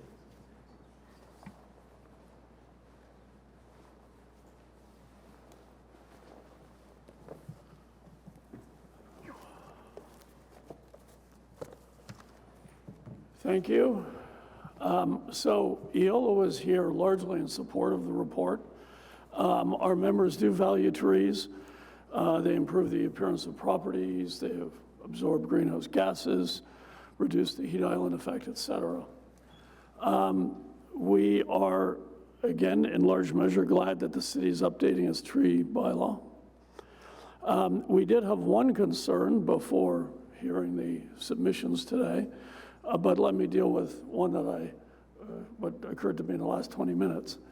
And that is, we would certainly oppose linking the question of the ability to remove a tree on a single site to the tree canopy across the ward. We think that would be an unfair imposition on the owner of the lot, where conditions completely extraneous to him or her, unrelated to the lot, unrelated to the development rights on the lot, would then could effectively prevent the development of that land. There are replacement conditions that can be imposed. There are to remediate the canopy, to improve the canopy. That would be the 3-to-1 replacement. So we would respectfully submit that 3-to-1 replacement should be sufficient. The main concern I had, which triggered coming down here, was the condition that some landlords find, well, and condo management companies and condo corps too, is that they may really have little or no choice but to remove a tree in order to repair a utility line. So you can have a building with a significant number of tenants and the water line breaks. So there you have 50, 100, 200 tenants in a building, and they need that water back. Without the water, they haven't got drinking water, they can't cook, they can't wash, they can't use their toilets, they don't have any sewer service. And so we need to be able to be sure that we can get in and do that repair, and we can do it quickly. I have had this discussion with Ms. Copestake, and she assures me, originally I had wanted and suggested that we should have an exemption for that situation, but Ms. Copestake assures me that the forestry crew can come out lickety-split, evenings, weekends, in order to address the situation. So I appreciate that. That's a good thing for the residents of the city. But the sort of concern around the situation is that in the one section of the bylaw, section 50, I think it is, there's a list of why trees can be removed. And then we are subject to and that includes this repair of utility lines, or for that matter, construction. And then in the separate section that relates to the situation I've just described, section 66, there is no such reference. There is a reference, there are two kind of catch-all clauses. There is no reasonable alternative to the injury or destruction, or other circumstances deemed appropriate by the general manager. So frankly, reading that with a legal eye, it seems strange that where something is sensible to be done, is reasonable to be done, it is not listed, and yet somewhere else it is listed. You come at that from a legal interpretation point of view, and you would think that the situation I've described is not in the section 66. Again, I think I've been given some assurance that that will be treated as a situation where there's no reasonable alternative, but I did want to raise that for the committee and request any assistance you can provide our members in knowing that they can look after their tenants and that condo corporations can look after their residents. That's essentially all I have to say. And thank you. Yeah, thank you very much, Mr. Dickey. Questions for Mr. Dickey? Seeing none? Thank you. And our final delegation of this afternoon is Mr. Jason Berghoff from the Greater Ottawa Home Builders Association. Hello, everyone. Thanks for having me.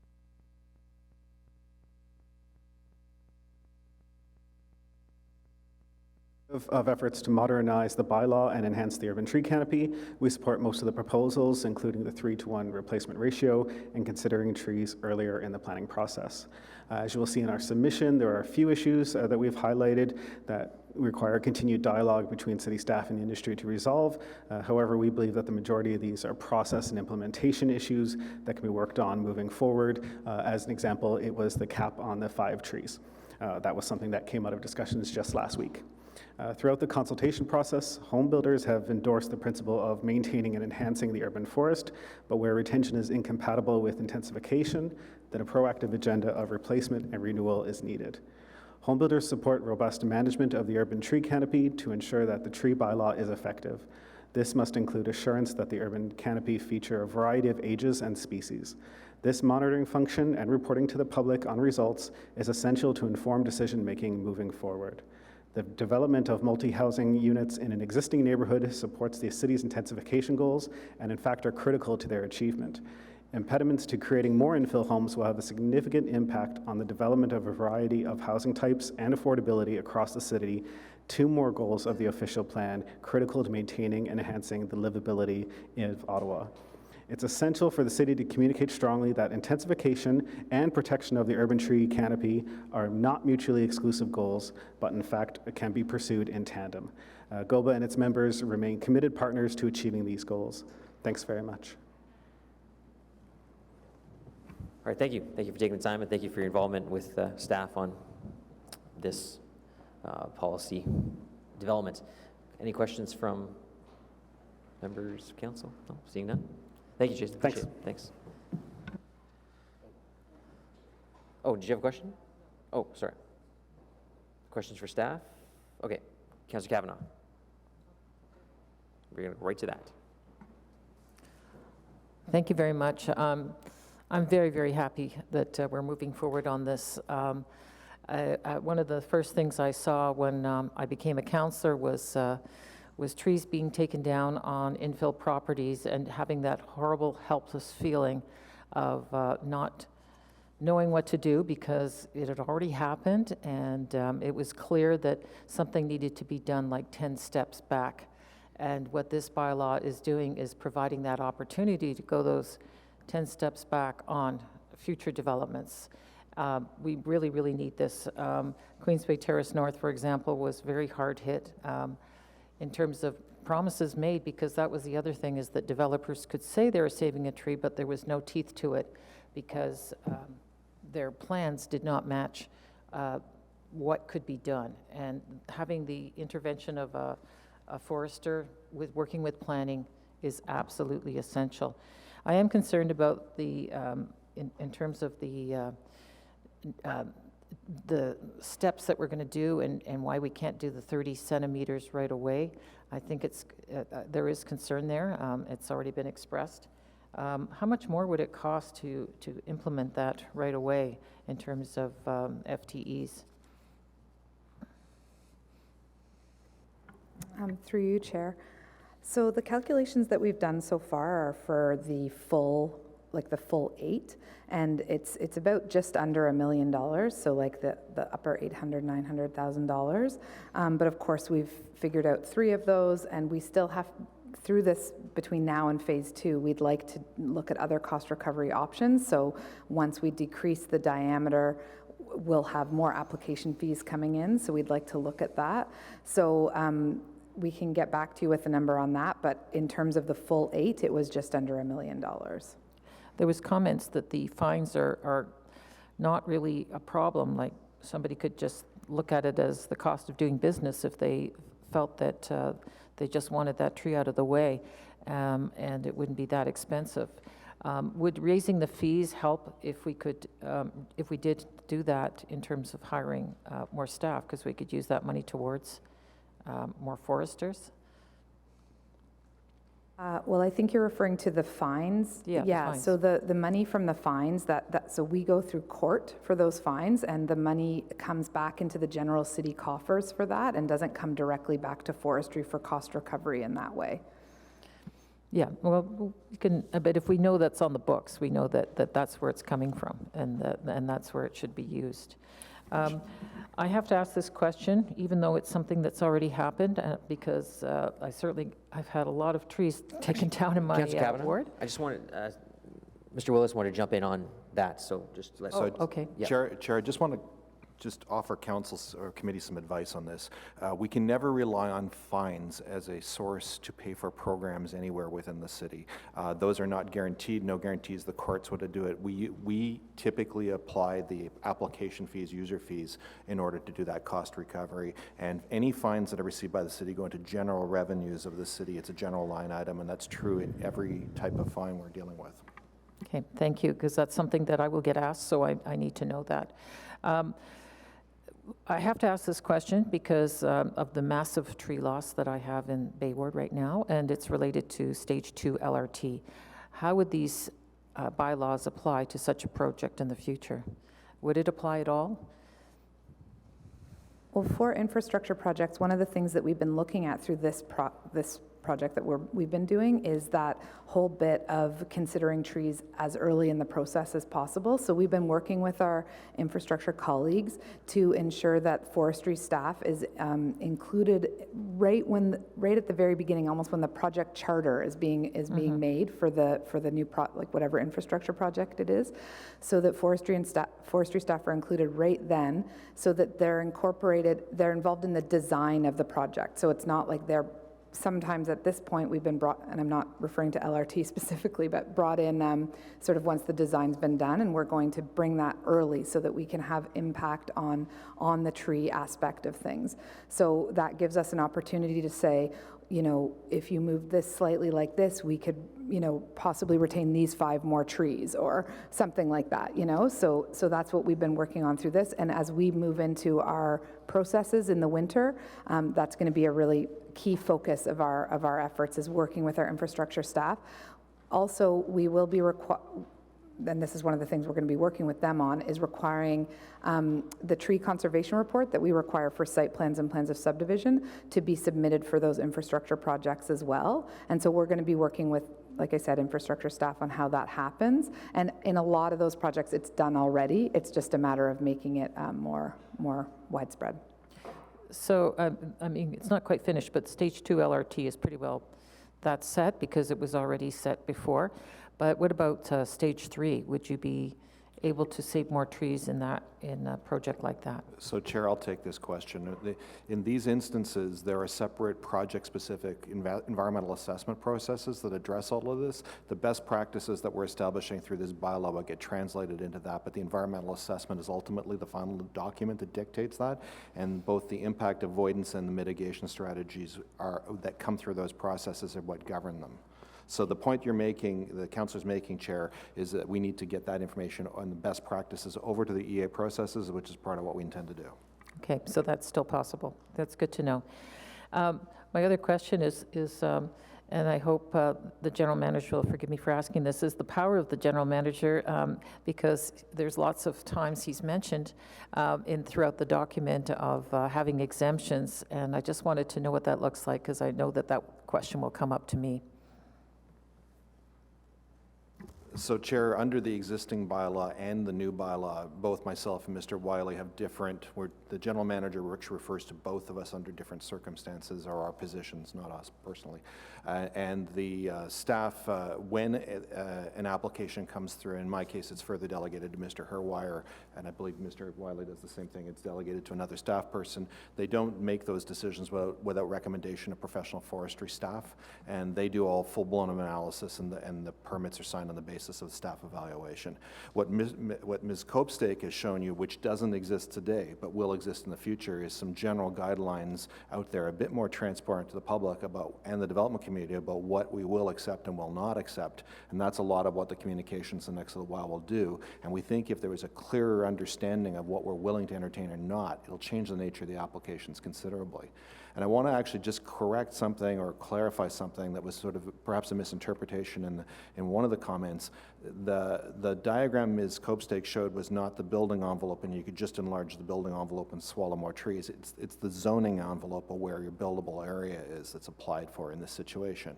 So that is fixed. That is, council sets and approves those zoning bylaws. There's no discretion in that. Okay, thank you very much. Trees are a very emotional issue, as I've seen. People have been having memorials for trees along that the Byron route, and we just saw the cherry trees just went down today. I don't even want to go home. It's going to be very sad. So I thank you for all your work, because you're looking at the future, and I really appreciate it. Thank you. Thank you. Councillor Egley. Thank you, Mr. Chair. And so first off, thank you very much. We've had many, many discussions about this proposed bylaw, both because of the impact of the tornado and also the high level of infill development in my area, and the trees that come down that should not necessarily come down. But I have a couple questions about the proposed motion, because that's new. So you're proposing, in effect, with this motion, or Councillor Cloutier is proposing, in effect, with this motion, a maximum for infill and a maximum for, I guess, privately held trees, we'll call them. Can you run me through, let's assume you had two applications that came forward, one for an infill development, one for Mr. Herwire puts an application in because the trees are dying in his backyard, or they're interfering with his foundation, or whatever. In both cases, though, the request exceeds 5 trees. So explain to me what happens in both of those scenarios once that application arrives.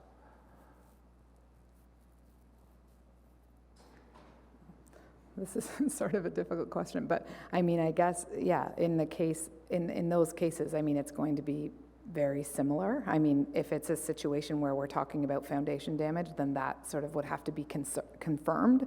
And so that kind of an application for a private landowner with 5 trees and foundation damage would have, a fair amount of staff time to go through the process. Those kind of applications for that many trees for private landowners are extremely rare. Most of the applications that we're receiving where there are, and this happens in your ward, where there are more than one tree or 2 trees are for development scenarios. Right. So it's not something that we're normally dealing with. So in the development scenario, basically the way that would work is that if it's, say, a building permit, then the building permit gets submitted. There's a requirement to submit tree information with that building permit. It gets circulated to staff. Now, assuming this all gets approved, we'll have an infill forester in planning department that will receive that. We'll also provide it to the forestry inspectors, and they'll work together on looking at what's proposed and looking at what changes they might like to see to that in terms of protecting more trees, and how to protect any other trees that they aren't applying to remove. And that's kind of that increased staff time and that's required. It's also a very quick turnaround for these infill files. In a building permit situation, I think it's about 9 days or something like that. So, so we've got several departments working on looking at these applications at once. So that's why we have a higher fee for that $500 fee for the infill application. So just to be clear, right now it's for the private, like for Don, if he's not developing his property, it's $150 up to a max of $750. And what was proposed initially was for developers, it was a $500 per tree. And the motion brings forward the idea of putting that same max 5 trees onto the developers as well. So, no, and I get that, in the privately held scenario, there's not a requirement to replant, correct? The requirement would be 1-to-1. 1-to-1, sorry, yes, 1-to-1. And in the development, it's a 3-to-1 ratio, correct? So how do we decide on 5 as being the appropriate maximum? Because they're being done for different purposes, right? Again, in Mr. Herwire's circumstance, he's not doing it to knock down a house and rebuild. And so how do we decide that 5 was the right number? I think, for example, a file you were involved in before the tornado, there was a request to take down a whole lot more than 5 trees on a particular lot in order to put up 3 homes. So how do we know that 5 is the right number? I get it's consistent. There's that, but is it consistency with a rationale? Is it consistency for consistency's sake? I guess is what I'm getting at. How do we get to that 5? So the 5 was developed for the average homeowner situation, and it was developed based on what we see as a reasonable charge for the average homeowner that may be removing a tree for some problem, you know? And that's how we developed that, and that's why we fell at 5. So that's how the 5 was developed. The motion to bring forward the max for a development scenario, that was just putting it in line with that one that we developed before. Right, which I'm saying is consistency for consistency's sake. But I guess what I'm getting at is, how do we justify 5 as a reasonable number in a development scenario? Do we have numbers on how many trees come down on average in an infill, for example? In Martha's presentation, she spoke to cost recovery, as when it comes to permitting, you have to use it with the lens of cost recovery. I fully understand that, Chair. Understand that. But okay, well, that's the answer.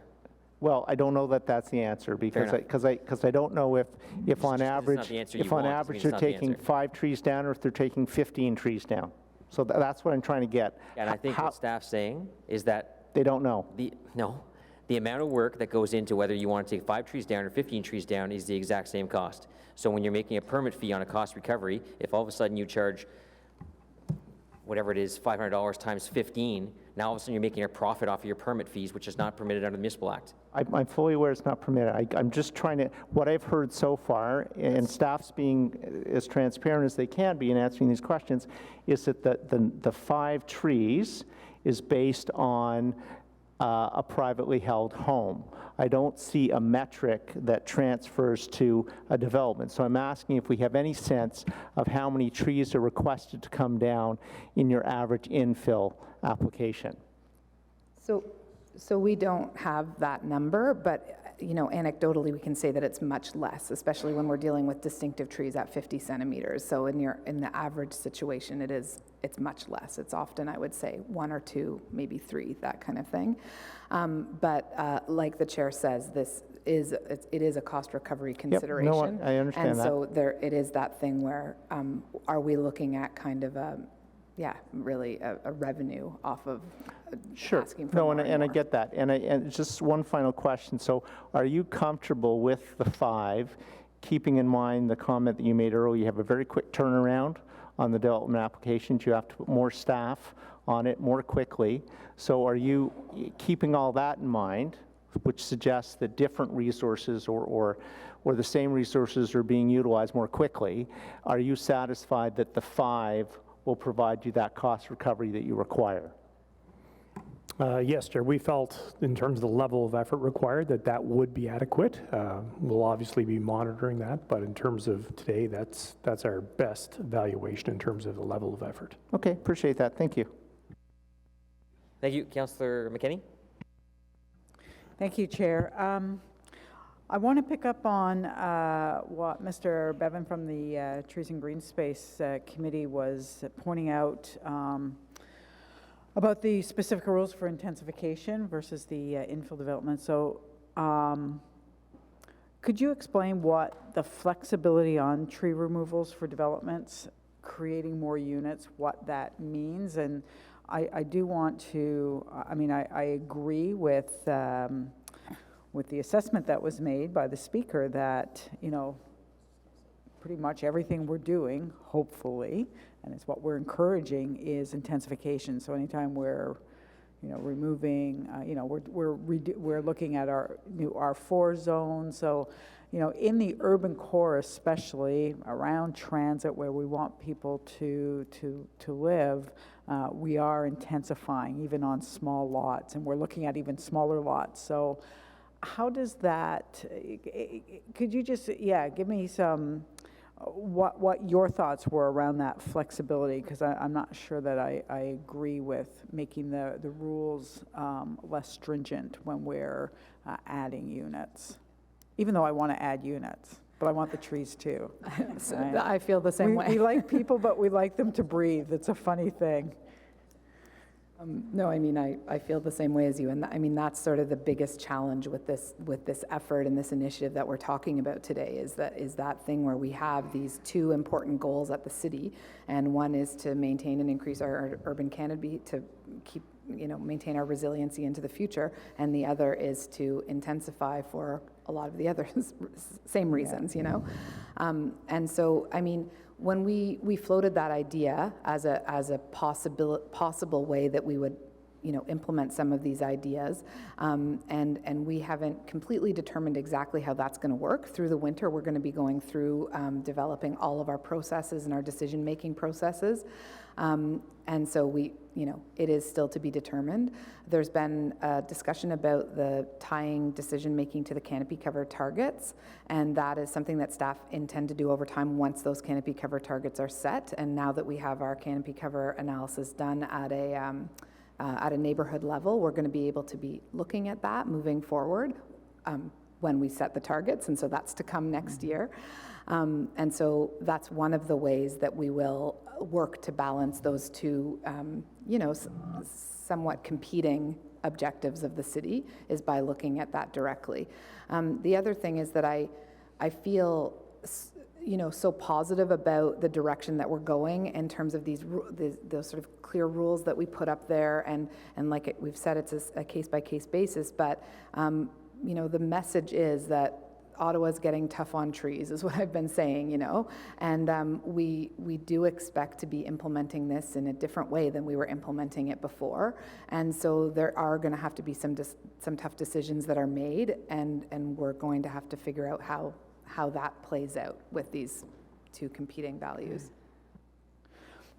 No, I appreciate that, and again, you know, even when we put in cycling infrastructure, we take down trees. Like, I get somebody coming to me at least once a week, and it's sometimes staff, sometimes not, with a really good reason to cut down a tree in the downtown, and it's always a really good reason.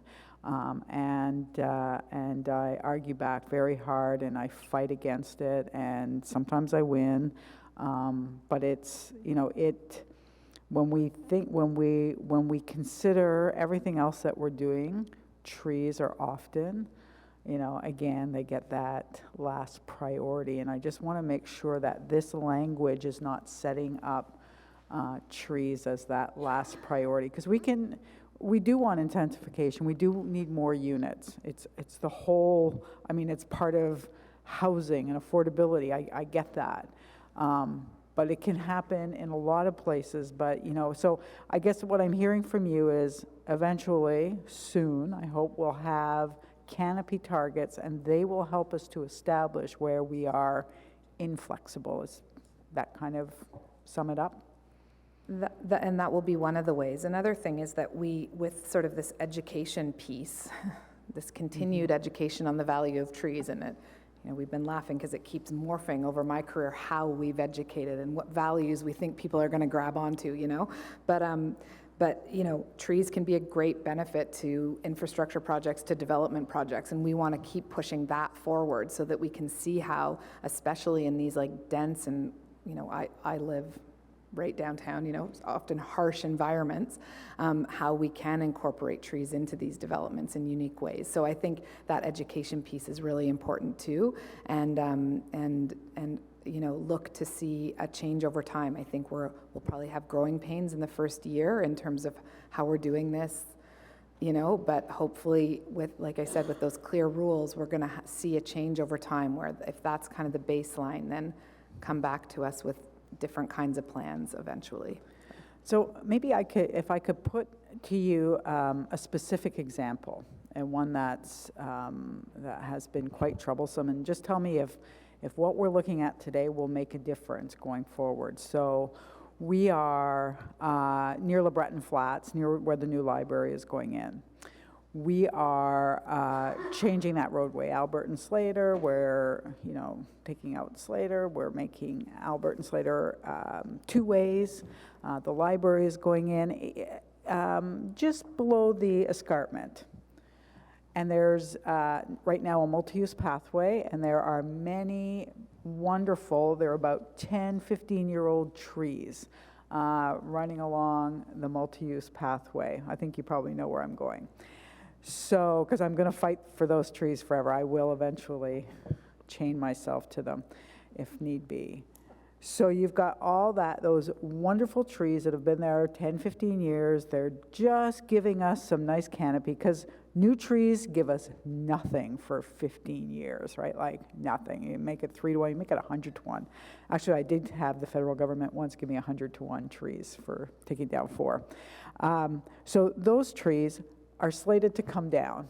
Our functional design had them all coming down, and we said yes to that.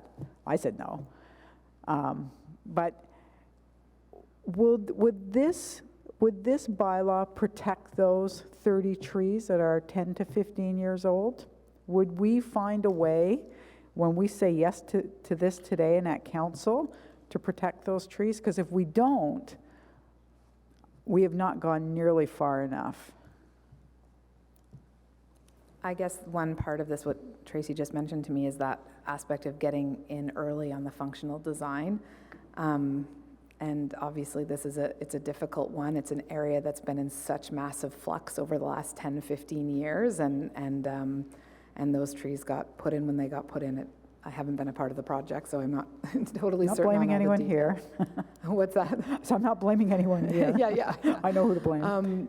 But that part of getting in earlier on the design is where we would have the best impact in a situation like that.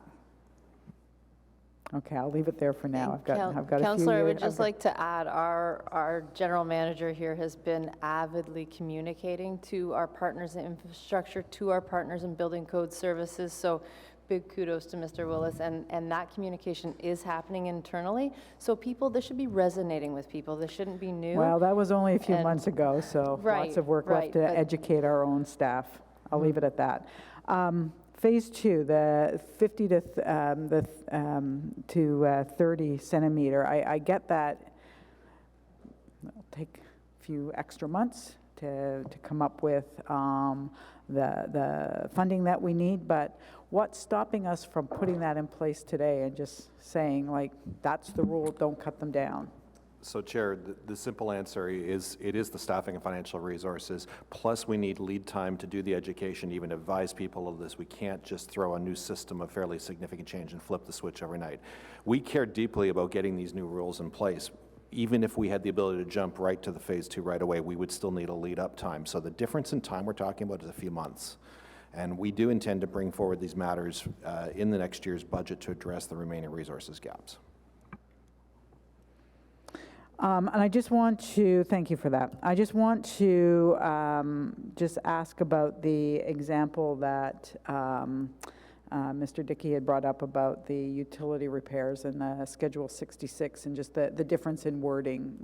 Can you just respond to that in terms of what the intent would be if there was an emergency repair? So the concern was that if there was need to, restore water service or some such thing, and there happened to be a tree in the way of the place where the work had to be done on that water service, how do we have sort of a guarantee that a permit would be issued to remove that tree?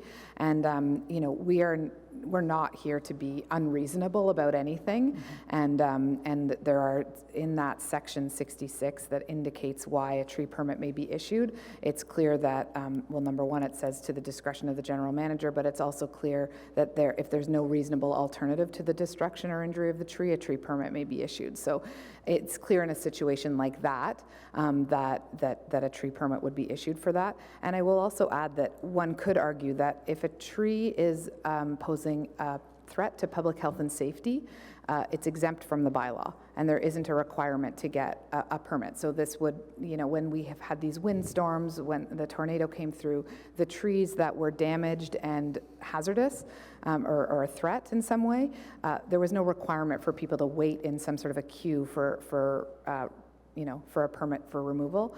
And I would say that if you could make an argument that not having water service because of a tree could be a threat to public health and safety, and so we'd take that as it comes. Thank you very much. Councillor Menard.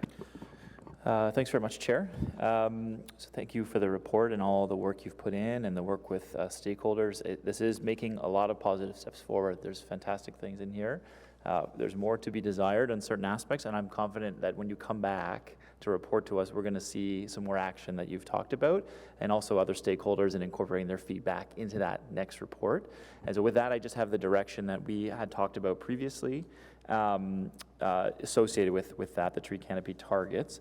And so it's that the Standing Committee on Environmental Protection, Water and Waste Management directs staff to determine, in consultation with community stakeholders, reporting back to committee in the Phase 2 report on how best to consider canopy cover targets at the neighborhood level as part of the tree permitting process under the new tree protection bylaw once the targets have been identified and included in the city's new official plan. So I'll leave that with you and expect some report back, I guess, as part of the 2020 report back. Yeah, just to make sure committee members okay with that direction. Okay, thanks. And then just to comment on a few other pieces, the motion that's in front of us now, the Cloutier motion, I have some questions around that. You looked at a number of cities, I think, in Ontario. Was it only Ontario or across Canada on there? We looked at some cities outside of Ontario, but focused in on the Ontario cities. And out of all the cities you looked at, did any of them, did the majority of them have no maximum in terms of distinctive tree permit removal fees? What was the numbers that you saw?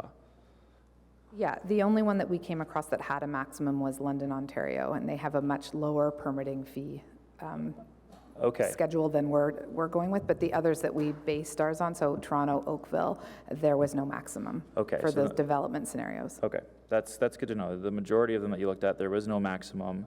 Why do we have a difference between, and Councillor Argo was kind of getting at this, but why do we have a difference between the private homeowner's cost and the infill development cost for you folks? What is the difference there in terms of tree removal for distinctive trees?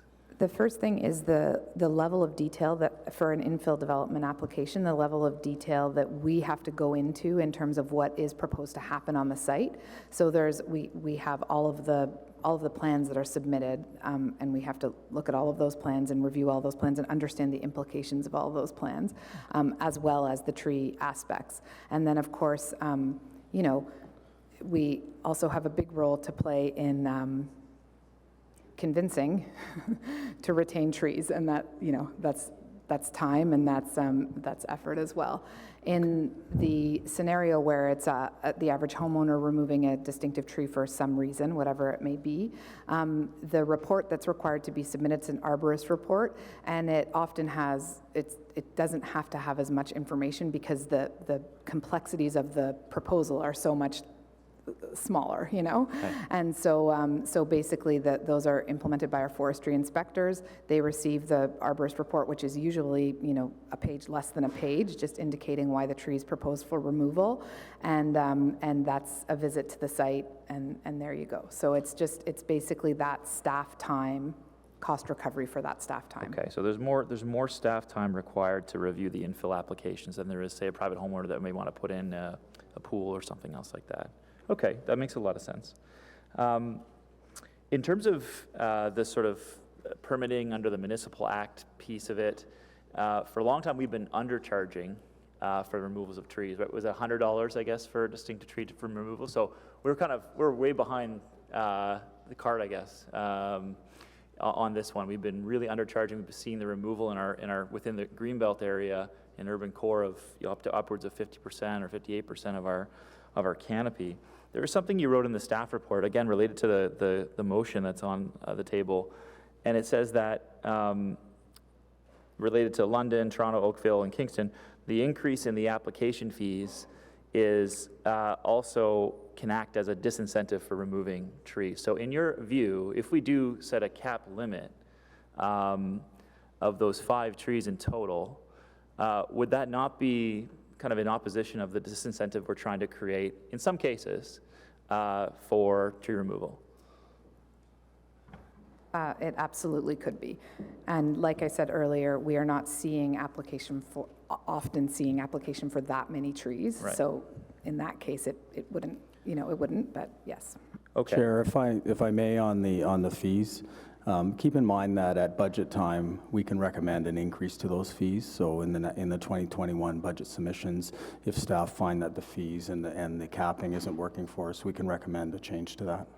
That's great. I'm glad to see that, and we may need that. I guess in this instance, I'm just speaking to the cap total as a disincentive, and it's clear that it'll act in the opposite way that we're trying to achieve in this sense. So I think I'd encourage my colleagues to vote against that motion for that very reason. It wasn't in the original staff report. I think this would be doing something that we shouldn't do, and that the majority of cities in Ontario, in fact, don't do now. Only one does it that we looked at. So I'd recommend voting against it. Chair, is there anyone else on the speakers list to this item? Or? Okay, so it's just that. You know, I think it's important the Environment Committee does vote on this item. I do think that it should be voted on here. We're the ones considering, and we've had the information presented to us. So I think calling the question on that motion is important at this point, to call the question on the Cloutier motion. So I'm actually going to suggest that we refer it. I spoke to Mr. Willis, and he said that clearly there's not enough information that we have at committee. Given the absence of information to decide on that, there seems to be a discomfort level with the motion at this point. I would suggest that we refer it to council with non-decision and have staff provide us more information between now and then. Okay, I think I think I put the question to call out there. So what happens in that point? Is there a process after a question's been called?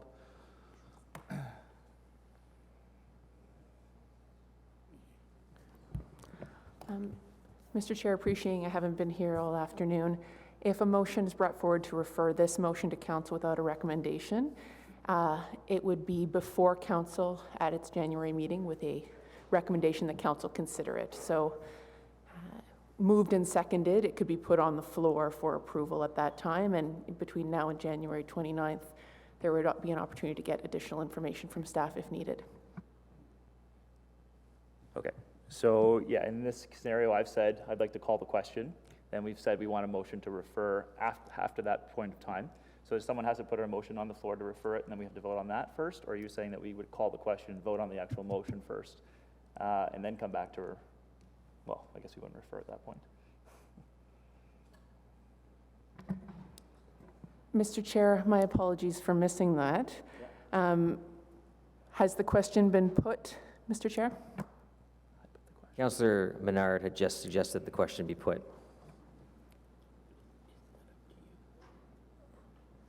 It's just, I didn't confirm that it was, you just suggested. I would just suggest that we just pull the motion then. It's not my motion, it was a motion brought forward from staff. Just pull the motion, we'll talk more with staff, and then if there's a desperate desire to revisit, we can do so at council. Mr. Chair, if I might. Go ahead. You know, the fact is that the Municipal Act does talk about cost recovery, and the 5 trees are staff's estimate with respect to a level that recovers the cost of processing tree applications. $150. Point of order? On? Process.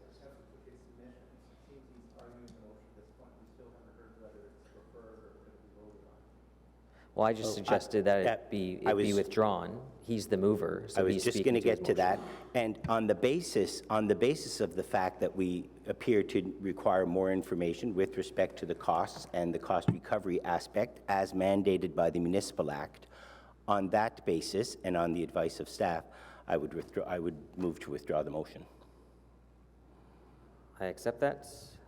I don't want today to be about some random motion about some cap that isn't going to be hardly impactful in any way, shape, or form. So let's, the report in front of us is a positive step in the right direction.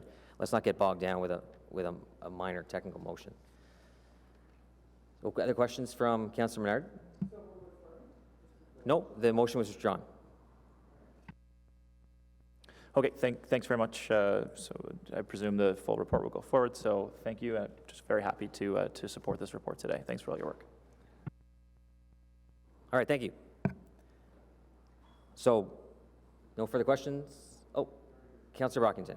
Thank you. No questions. Just a brief comment. I don't want my lack of discourse to signal that I'm not interested. I think this is a very good report, and certainly staff came and briefed me, and we had a good chat, I believe, last week.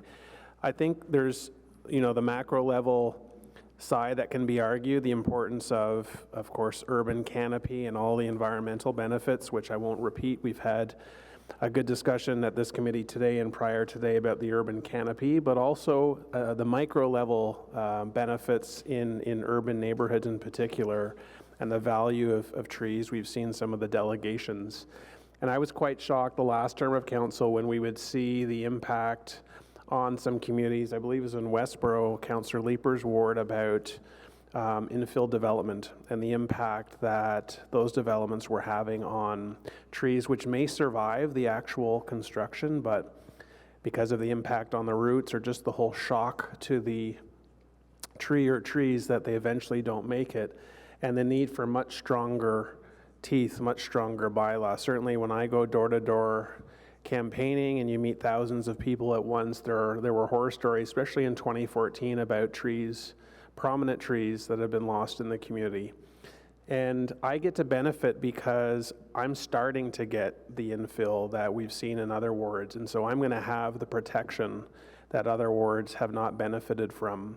And so I'm very grateful, maybe too late for some, but that we're going forward with much stronger protection bylaw, which I firmly support. May not be perfect in everyone's eyes, but it's a lot stronger here, and it signals from the city to our residents and developers and others of where we stand on this. So with that, I am very supportive of what's before us. Thank you.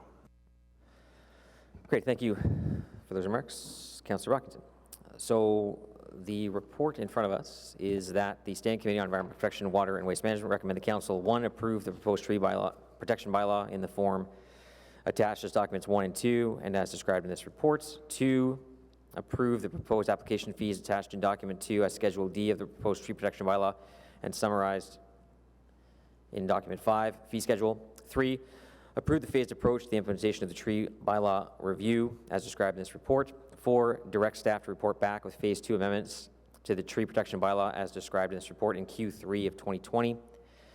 5, approve the establishment of 2 new permanent full-time forestry inspector positions in Public Works and Environmental Services in 2020 for the implementation of phase 1 of the tree protection bylaw, the cost of which will be offset by increased revenues from the new fees for a net zero impact on the 2020 budget. And 6, delegate the authority to the General Manager, Planning, Infrastructure, and Economic Development, and the City Solicitor to finalize and make necessary adjustments to the proposed tree protection bylaw to give effect to the intent of Council. On that report? Carried. Thank you. So that's it for the regular agenda items. In-camera items, there are none. Notices of motion. I know Councilor Menard has one for our January 29th committee meeting. Do you want me to read it or not? Sorry, that's Council. It's for our February Environment Committee meeting. Go ahead. Okay, thanks very much, Chair. I'm just going to read the Just summarize it and Yeah. read the resolution. Yeah, it just has to do with our investment around fossil fuels. And so therefore be it resolved, the Standing Committee on Environment recommend to FEDCO that City of Ottawa commit to no new purchases of stocks or mutual funds with coal, oil, and gas companies, specifically excluding any new investment in the 200 largest publicly traded fossil fuel companies, sell off of all fossil fuel holdings from these companies over the next 5 years, which is a very low amount in Ottawa, and reinvest the proceeds into clean energy and sustainable companies. Thanks. Thank you. So just, you might have noticed, in the notice of motion, it speaks to recommending that Environment Committee recommend to FEDCO. It's something that really fits under the purview of this committee in terms of its genesis as to what the nature of the motion is, but it's something we don't have the authority to do, so we have to recommend to FEDCO to do that before it goes to Council. Any other notices of motion? Seeing none. Inquiries? None. Other business? None. Adjournment? So moved and carried. Our next meeting will be Tuesday, February 18th, 2020.